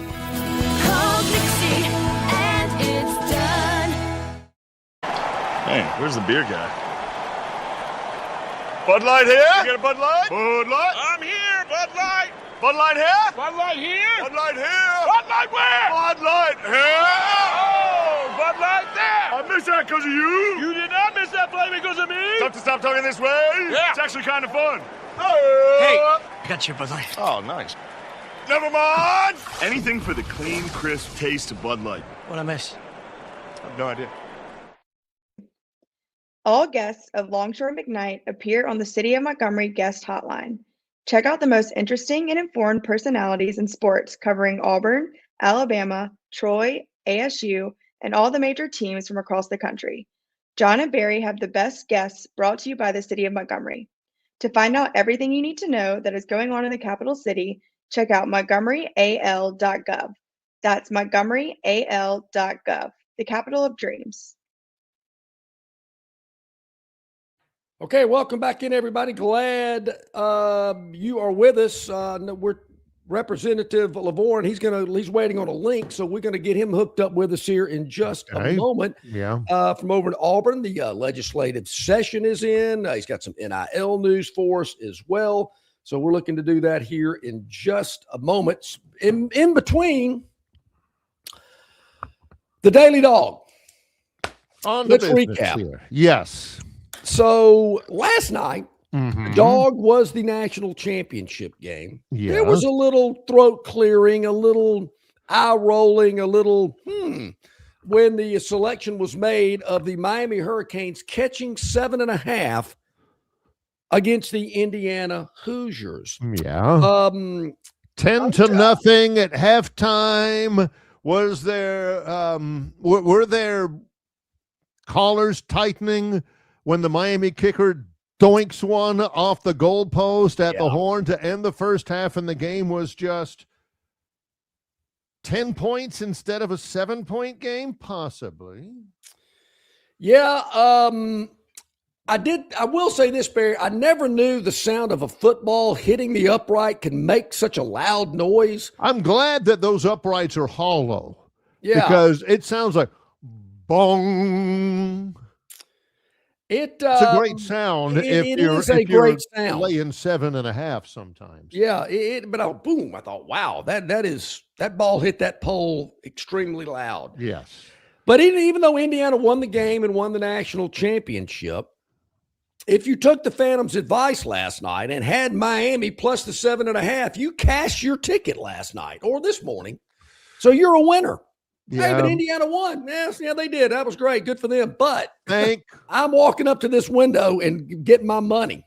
Thank you so much. Yeah. Indiana left tackle for jerking your elbow right before the snap on 2nd and 1 at the 8-yard line and making it 2nd and 6, and them not being able to go in for the touchdown and have to kick the field goal instead. Yeah. Thank you for that little. Sometimes the difference between a winner or a loser is a small twitch before the center snap. Sometimes. Yeah, it is.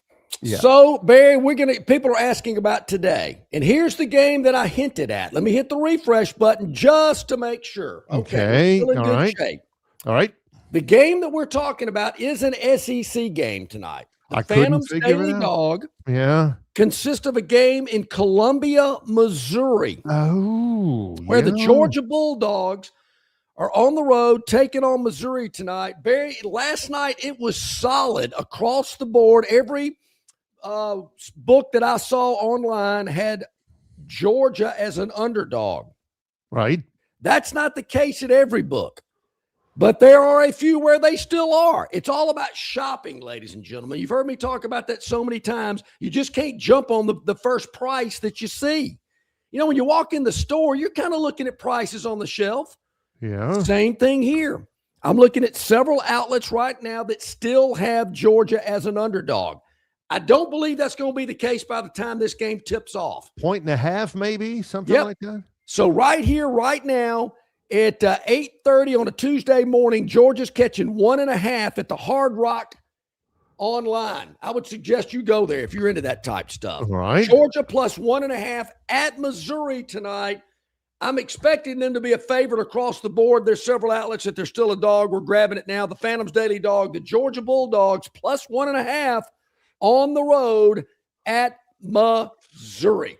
Let's take a break. When we come back, special guest. Yes. Member of the Alabama House of Representatives, going on 10 years. Woo. Joe Lovehorn will join us as Longshore McKnight continues in association with Yellowhammer News, presented by Bud Light. Located just 8 miles north of Alabama's state capital, Capitol Hill features 3 18-hole championship courses.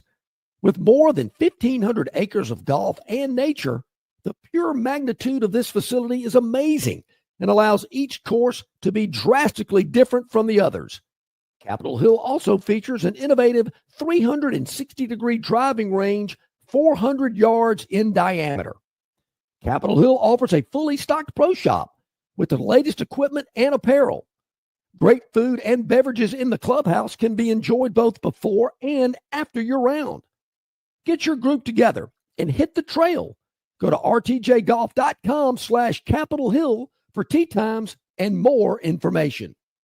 Divers Ford of Montgomery is ranked top 100 in the nation for 8 consecutive years. With deals like these, it's no wonder why. F-150s for 16 grand off, or Lariat 4x4s for under 56 grand. And Super Duties, 12 grand off. Divers Ford, where price sells Fords. Divers Ford of Montgomery is ranked top 100 in the nation for 8 consecutive years. With deals like these, it's no wonder why. Broncos for 12 grand off. Bronco Sports for 10 grand off. And Explorers for under 31 grand or 10 grand off. Divers Ford, where price sells Fords. Okay, welcome back in, everybody. About 28 minutes to the top of the hour on this Tuesday with Longshore and McKnight. And Barry, you know, we've got a very special guest when we look into the green room and they have a coat and tie on. That rarely happens on this program. Nice. Joe Lovehorn joins us. Now, full disclosure, I lived in Auburn for 25 years, and I'm very familiar with the story of Joe Lovehorn. But first of all, welcome in. We appreciate you being with us. Well, honored to be with you, John and Barry. It's great this morning. And for the record, when I was elected, I had 3 ties to my name. So this is not the norm for Joe. Well, tell for just for the record, for those, but like I said, I'm very familiar with you, and I'm a big believer in what you've done for the community. Tell everybody who you are, where you're from, and what you're doing these days. Sure. Well, I'm Joe Lovehorn from Auburn, Alabama, and been in the legislature since 2016. I retired as a fireman with the city of Auburn and a business owner here in town, and moved to Auburn for college and fell in love with the community, then fell in love literally and started raising a family. And now I just don't, you'd have to drag me out of this community. Yeah. You know, I think it's interesting, Joe, that, you know, being a state representative and representing a college town, college towns are so unique, whether it's Auburn, Tuscaloosa, Troy. It's just something different about cities that have a college in their town. Well, it's an amazing community, and I'll have colleagues from across the state in town for the Iron Bowl or for any basketball game, literally. And I just tell them it's not a bad district to get to represent. And just we got so many positive things going in our community. It's just vibrant. The energy here, there's anything that anyone's looking for, we can find here in this community. If you want peace and quiet or tranquility, it's here. If you want the excitement of some activity every day, we're just blessed to live here in this great community, and I'm honored to represent us in the legislature. I remember years ago, former Auburn University president, Dr. Wilford Bailey. He once told me, he said, I've always thought that the best place in the world to live is a small southern college town.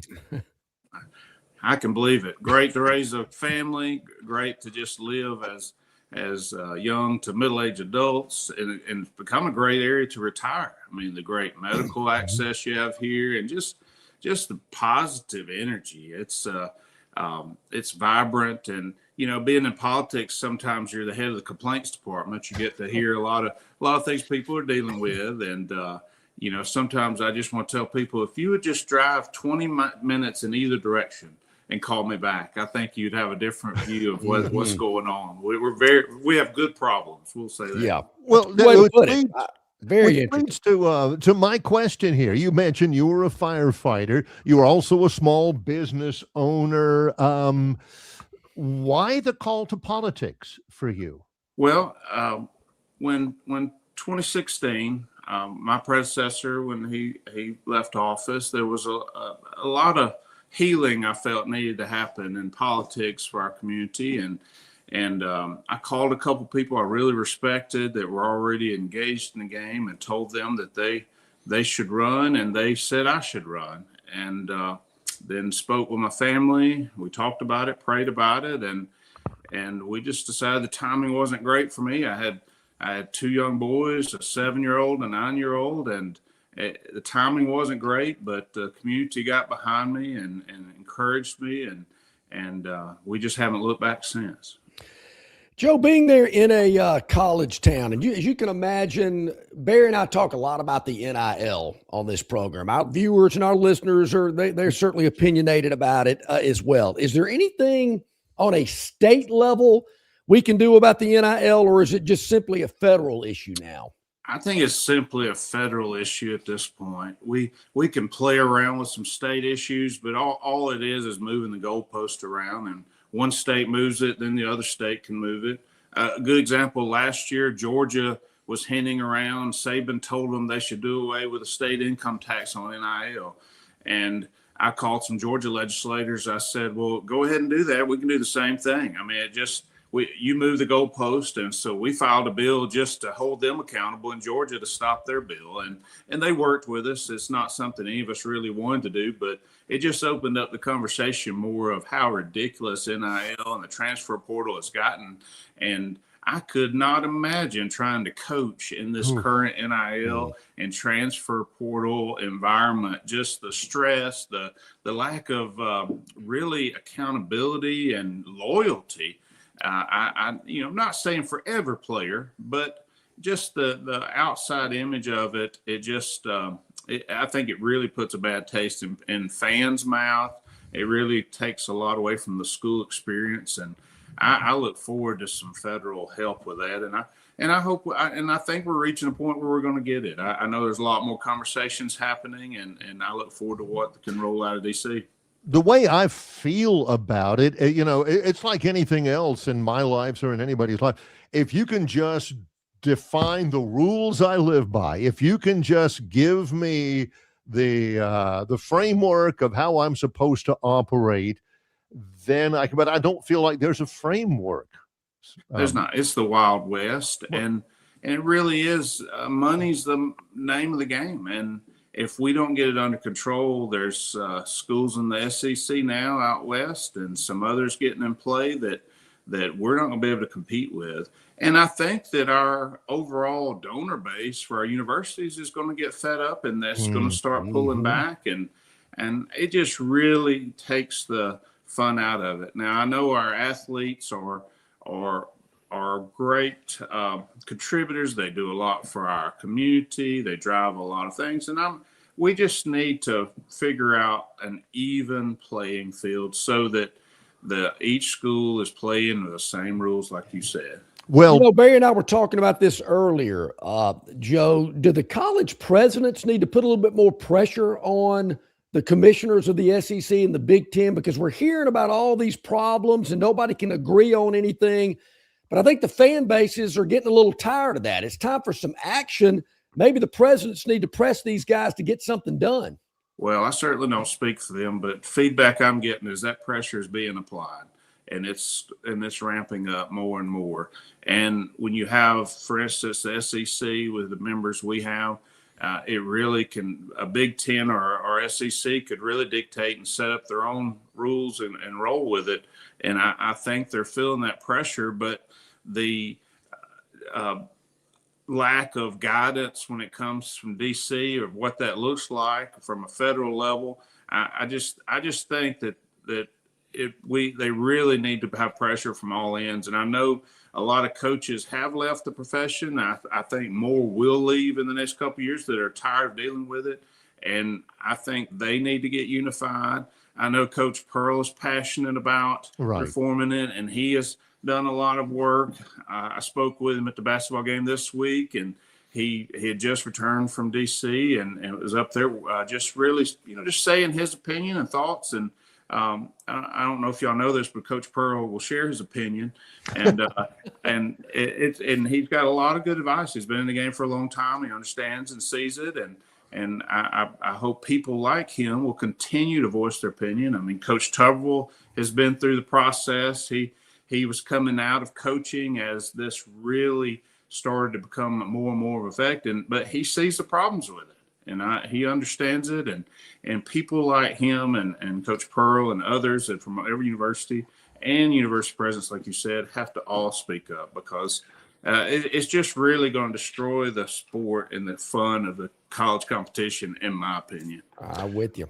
Representative Joe Lavorne from Auburn. I asked you the question earlier about the NIL and about transfer, about just a clear transparency of the operating rules, so to speak. And leads into my question. Last week, a bill that you sponsored in the Alabama House of Representatives passed that would require an audit post-election of most elections in the state of Alabama, well, at least a random audit by local, just to, not to change election results, but again, you've talked about transparency and just how you operate, to really just add some transparency to the process, the elective process, right?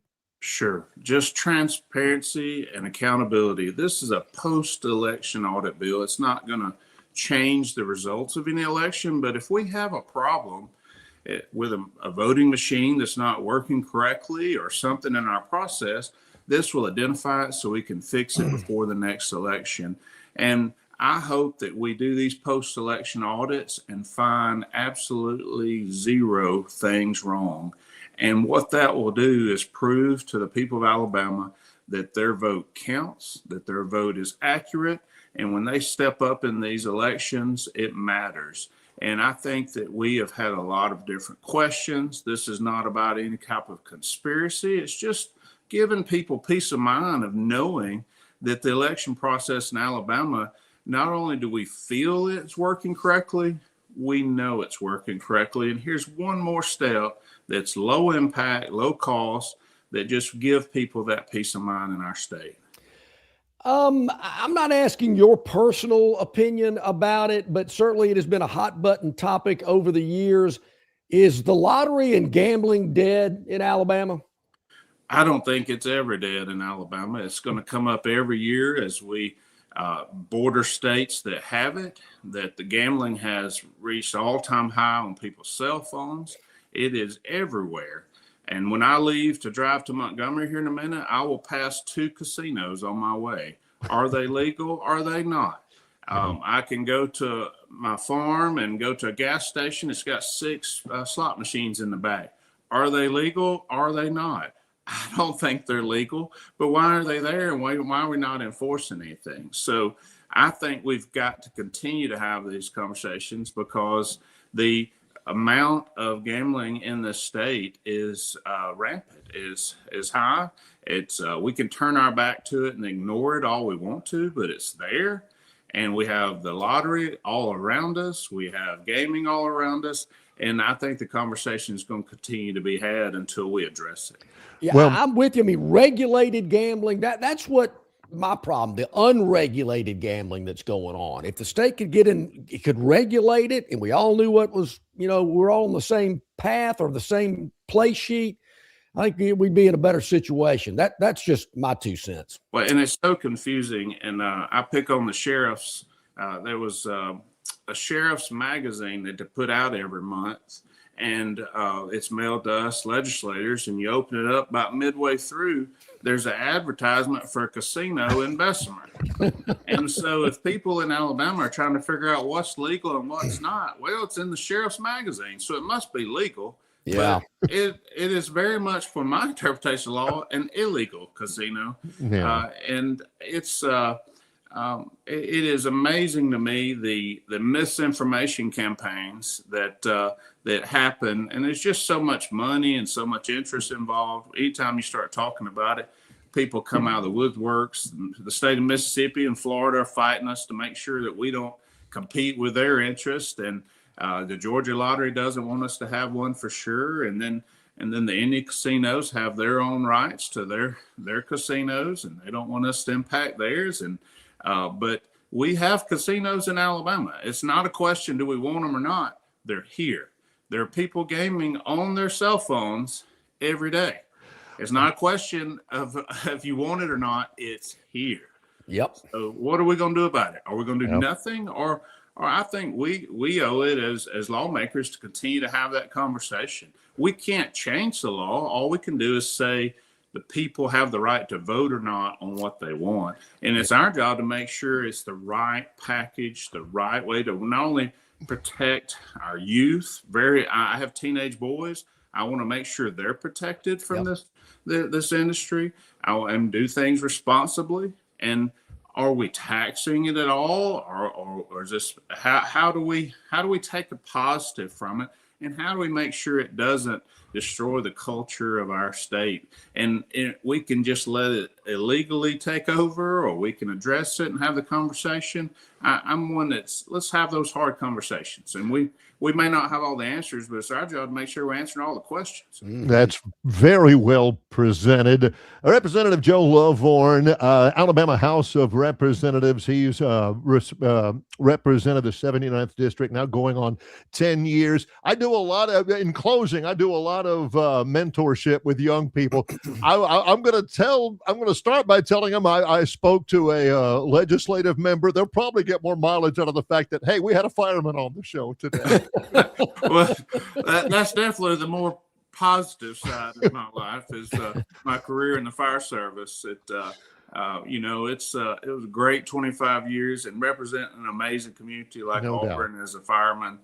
Just a wonderful career with some amazing guys and gals. In dealing with questions and literally in politics, you're just putting out fires too, different kind. And, it's fair point. And a lot of crazy things happen. I often say, I worked in a college town, but I never responded to a call when someone had done something smart.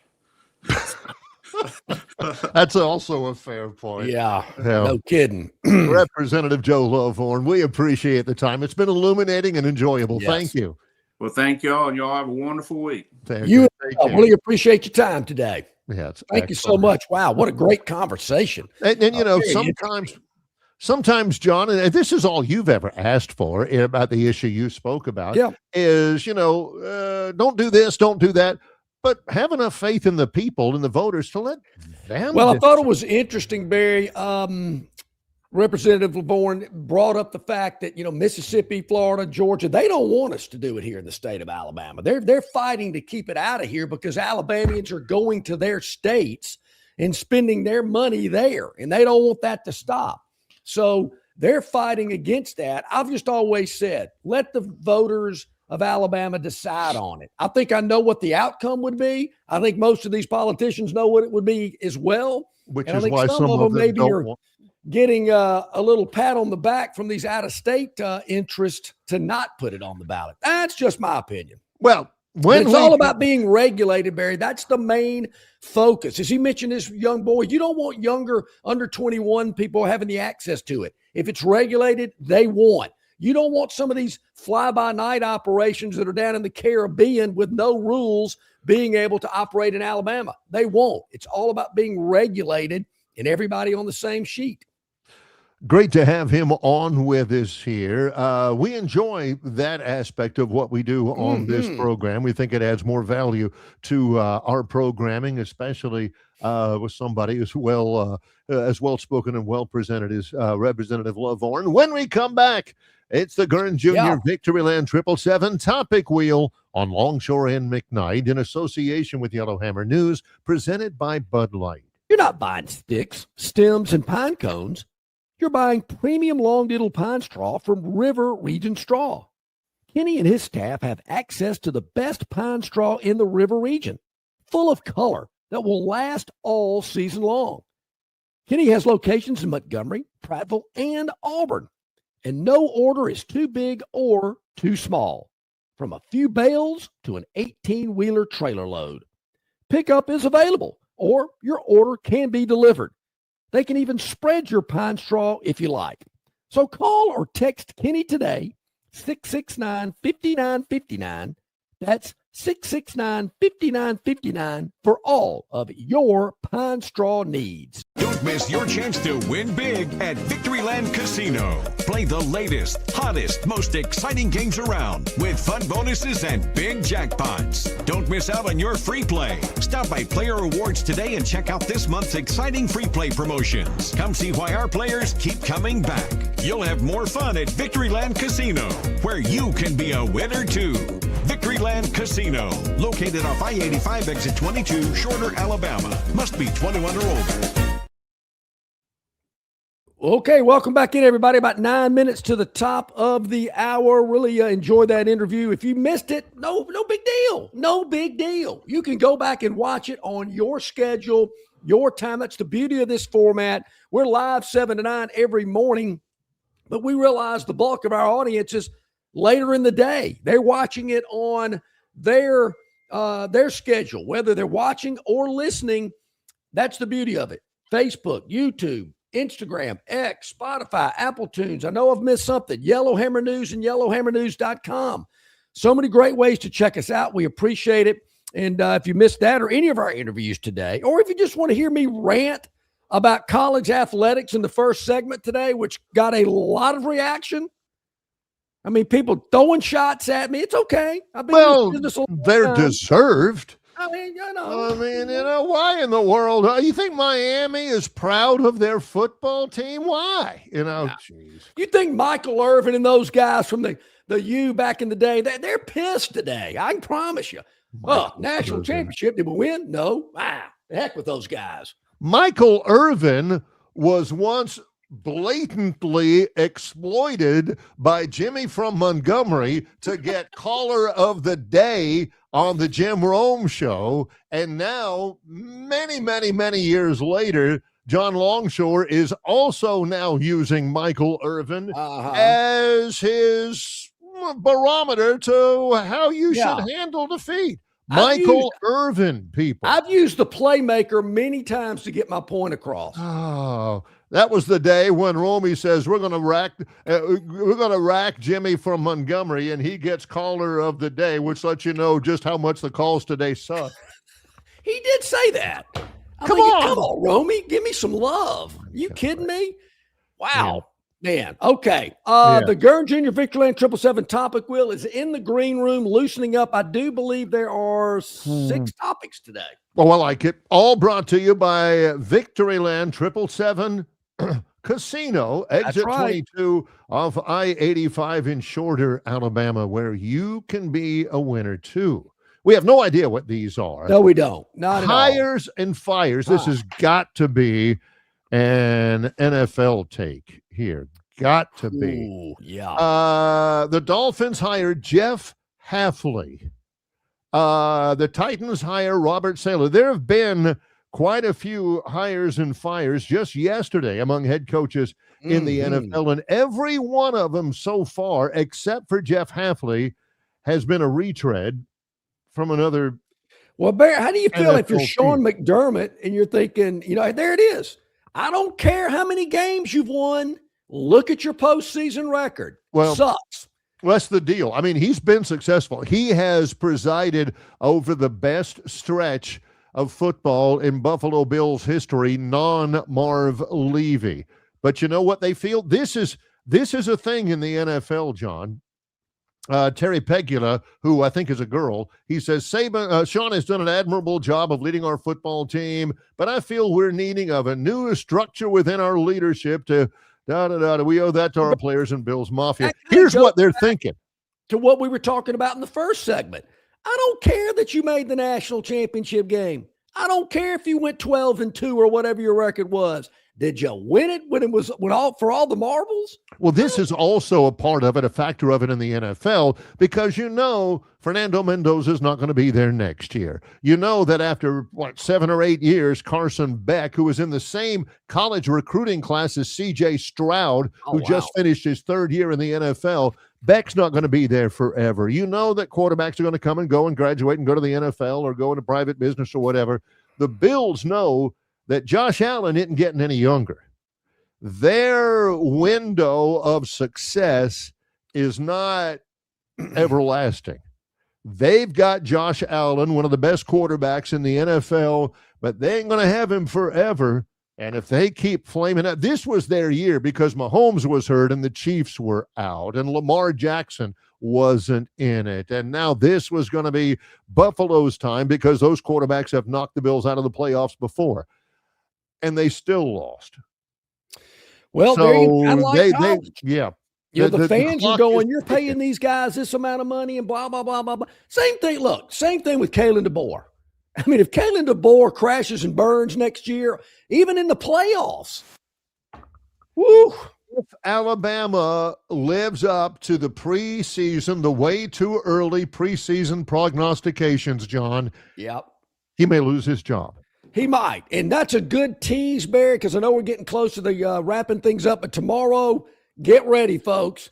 Barry sent me some information that I'm going to luxuriate in it for the next 22 hours because I cannot wait to bring this up tomorrow. If you have asbestos shorts, you might want to wear them. If you're listening on Spotify or whatever, bring some asbestos-lined earpods because, All right, back at it here. What we got? Yeah, what else we got?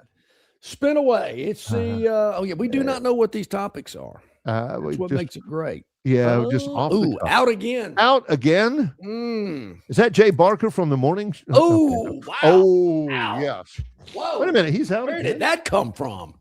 Jimmy Butler. Jimmy Butler. Jimmy Butler, great player, one of the top 12 players in the NBA. He's with Golden State, but they're thinking about dealing him. Not now. He has an ACL tear. He's out for the year. They can't trade him now because ain't nobody going to want him. The Warriors, that's a huge, huge blow for the Warriors in the postseason. Absolutely brutal because not only are they not going to win the NBA championship this year, but they're not going to be able to get rid of his Oh, this is how it happened. Yeah. They're not going to be able to get rid of his humongous contract. Yeah. I'm not sure I'm going to take the Warriors as the daily dog any of this remainder of the year. Tough. No, unless somebody else is the dog against the Warriors. Yeah. Oh, okay. Yeah, that is a big one for Golden. That's a tough blow there. Good guess there.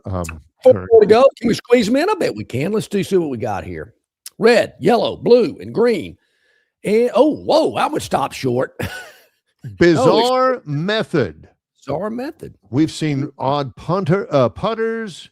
Oh, boy. This is the Hawaiian Open, the Sony Open. Keith Mitchell, a plugged lie. What is a plugged lie? Well, like a fried egg in the bunker. Oh, okay. All right. So what does he do here? Let's take a look. Hits the lip. Ooh, yeah. See, he didn't even get it out. See, I don't agree with that strategy, John. Hitting it 10 feet. Instead, that doesn't seem. You got to close the face. When you got that fried egg, you can't open the face up and blast it out normally. You got to close the face and chunk it out of there. That's gonna way roll a lot open, more. right? I don't think the guy swung hard enough, obviously. Barry, wasn't Keith Mitchell the guy that sang the song Go for Soda? No, that was Kim Mitchell. Kim Mitchell. Yeah, he had the sand. I couldn't see it. Sand wedge, of course. Yep. Turned over so the toe was down against the base. Don't Wait do a that minute. again, He Keith. wanted to hit it with the toe? Come on, Keith. You knew better Keith. than that. All right, yeah. I will say, Barry, good, the good. Hang on a sand in the bunkers out in Hawaii is a little volcanic. It's a different sand. Maybe Keith wasn't familiar with the sand out there. What in the world? One more time, Gurn. What Yeah, the heck? I don't have anywhere. It's not a good sand play. Why Not would you good. hit it with the toe? He's getting too creative. He's overthinking it. Makes no sense. Yeah, Okay. he's 2 All under right. at the point right there. He was 2 under. Wow. All right, let's see what we got. Spin away. Yeah, he's not going to make the cut, make shots like that. Well, that's a dumb thing to do. It is pretty dumb. I'm with you there. Goodness gracious. Blue panel, just short. Short. This could be a putt. Short, not hard enough. Yeah. Something else. Sam Hauser, Boston, good player. He's had a really good all right. Hauser had a chance to tie Marcus Smart's record for most three-pointers in a single game. Wait a minute.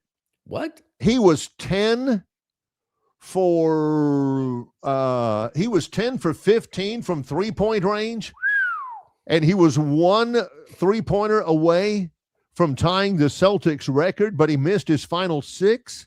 Wait a minute. How do you if you miss 3 in a row, anybody that I know other than Longshore would say, man, I better slow up. Longshore said, I'm almost hot. I just got the feel You got to get the feel of it. And he's playing 3 more.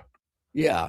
Kids today, I'm scared I might miss, and people will laugh at me. Yeah. What? Now, John What does kind of get attitude this. is that? He had shot so many threes that he said he got dead tired. John's done that. It's like, man, I got to hoist up another one. Here we go. Kids today. Unbelievable. Yeah. All right. All right. What else we got?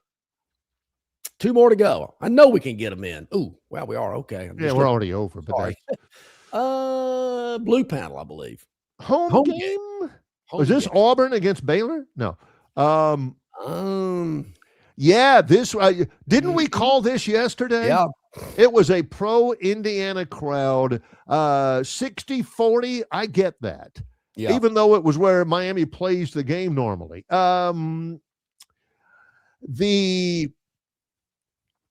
The Hoosiers dominated in that one. My sister last night, of course, she said that they had 17,000 at Assembly Hall in Bloomington. Every bar in Bloomington was packed afterwards. I mean, it was like Woodstock out there in downtown Bloomington, where I was this summer, which is a beautiful place. $4,000 tickets in the upper deck. Whew. Yeah, they got a lot of students in there, but not in. It was. I knew Indiana would outdraw. Miami doesn't draw. They don't draw in the regular season. That's exactly. Never have. Half the stadium's empty. Plus, it's so far away from campus that doesn't help. It's part of the reason why I wore my Oxford shirt, my Indiana. Yeah, I saw that. All One right. more. Let's One more. spin it away to make it official today. No class. Oh, well, Is that like no soup for you, no class no soup for me? you. No class. No sleep till Brooklyn. All right. Yeah. T turns head. He said somebody asked him this, hey, what about his class schedule? He says, I'm not taking no class. I graduated 2 years ago. He says, I'm working towards other degrees now that I've gotten to Miami, but these programs take a little longer. Obviously, I'm not enrolling again next semester. I'll be done after this season. Yeah. So, people are, gosh, if I heard the name Brent Fullwood once, I heard it a million years. He said, now he is enrolled, and you have to have a certain number of classes to be there. Yeah. But he's taken online stuff. I think they kind of misconstrued that. He's taken online classes, which, John has done and I've done and all that kind of stuff. So it's not that, but why he's taking online classes is just to stay eligible so he can play football. Well, certainly. All this stuff about, I'm working towards other degrees. You are not. You're just taking classes just so you can play college football. That's kind It's of not like like Brent my, Fullwood, who just didn't go. Oh, well, true. for you. But I think he still played in that bowl game, didn't he? I believe he did, even though he didn't go to school. Yeah, Yes, go he did. figure. Yeah. It's kind of like me getting the student discount rate for the athletic. I mean, hey. John graduated, 3 years ago? Is that right? 5 years ago, actually. 5 years ago. Well, it was 5 years ago this December. And you're still using your student ID to get the cut rate? I mean, they hadn't asked. They're going to, it's on them. On them. Hey, why are you still doing that? You hadn't asked. Yeah, well, I graduated Why didn't 5 you tell years us ago, that? but didn't ask. You didn't ask. I have a great day today. Brian Matthews, AuburnSports.com, Travis Ryer on YouTube, State Representative Joe Lavorne from Auburn joining us today as well. Tomorrow, we got the usual guest lineup list tomorrow. Yes, great stuff tomorrow. We hope you join us. Many, many thanks to Travis Ryer, to Brian Matthews, to Representative Joe Lavorne. Great stuff. And to our producer, Gurn Jr., Yep. John Longshore, Barry McKnight. It's Longshore and McKnight in association with Yellowhammer News.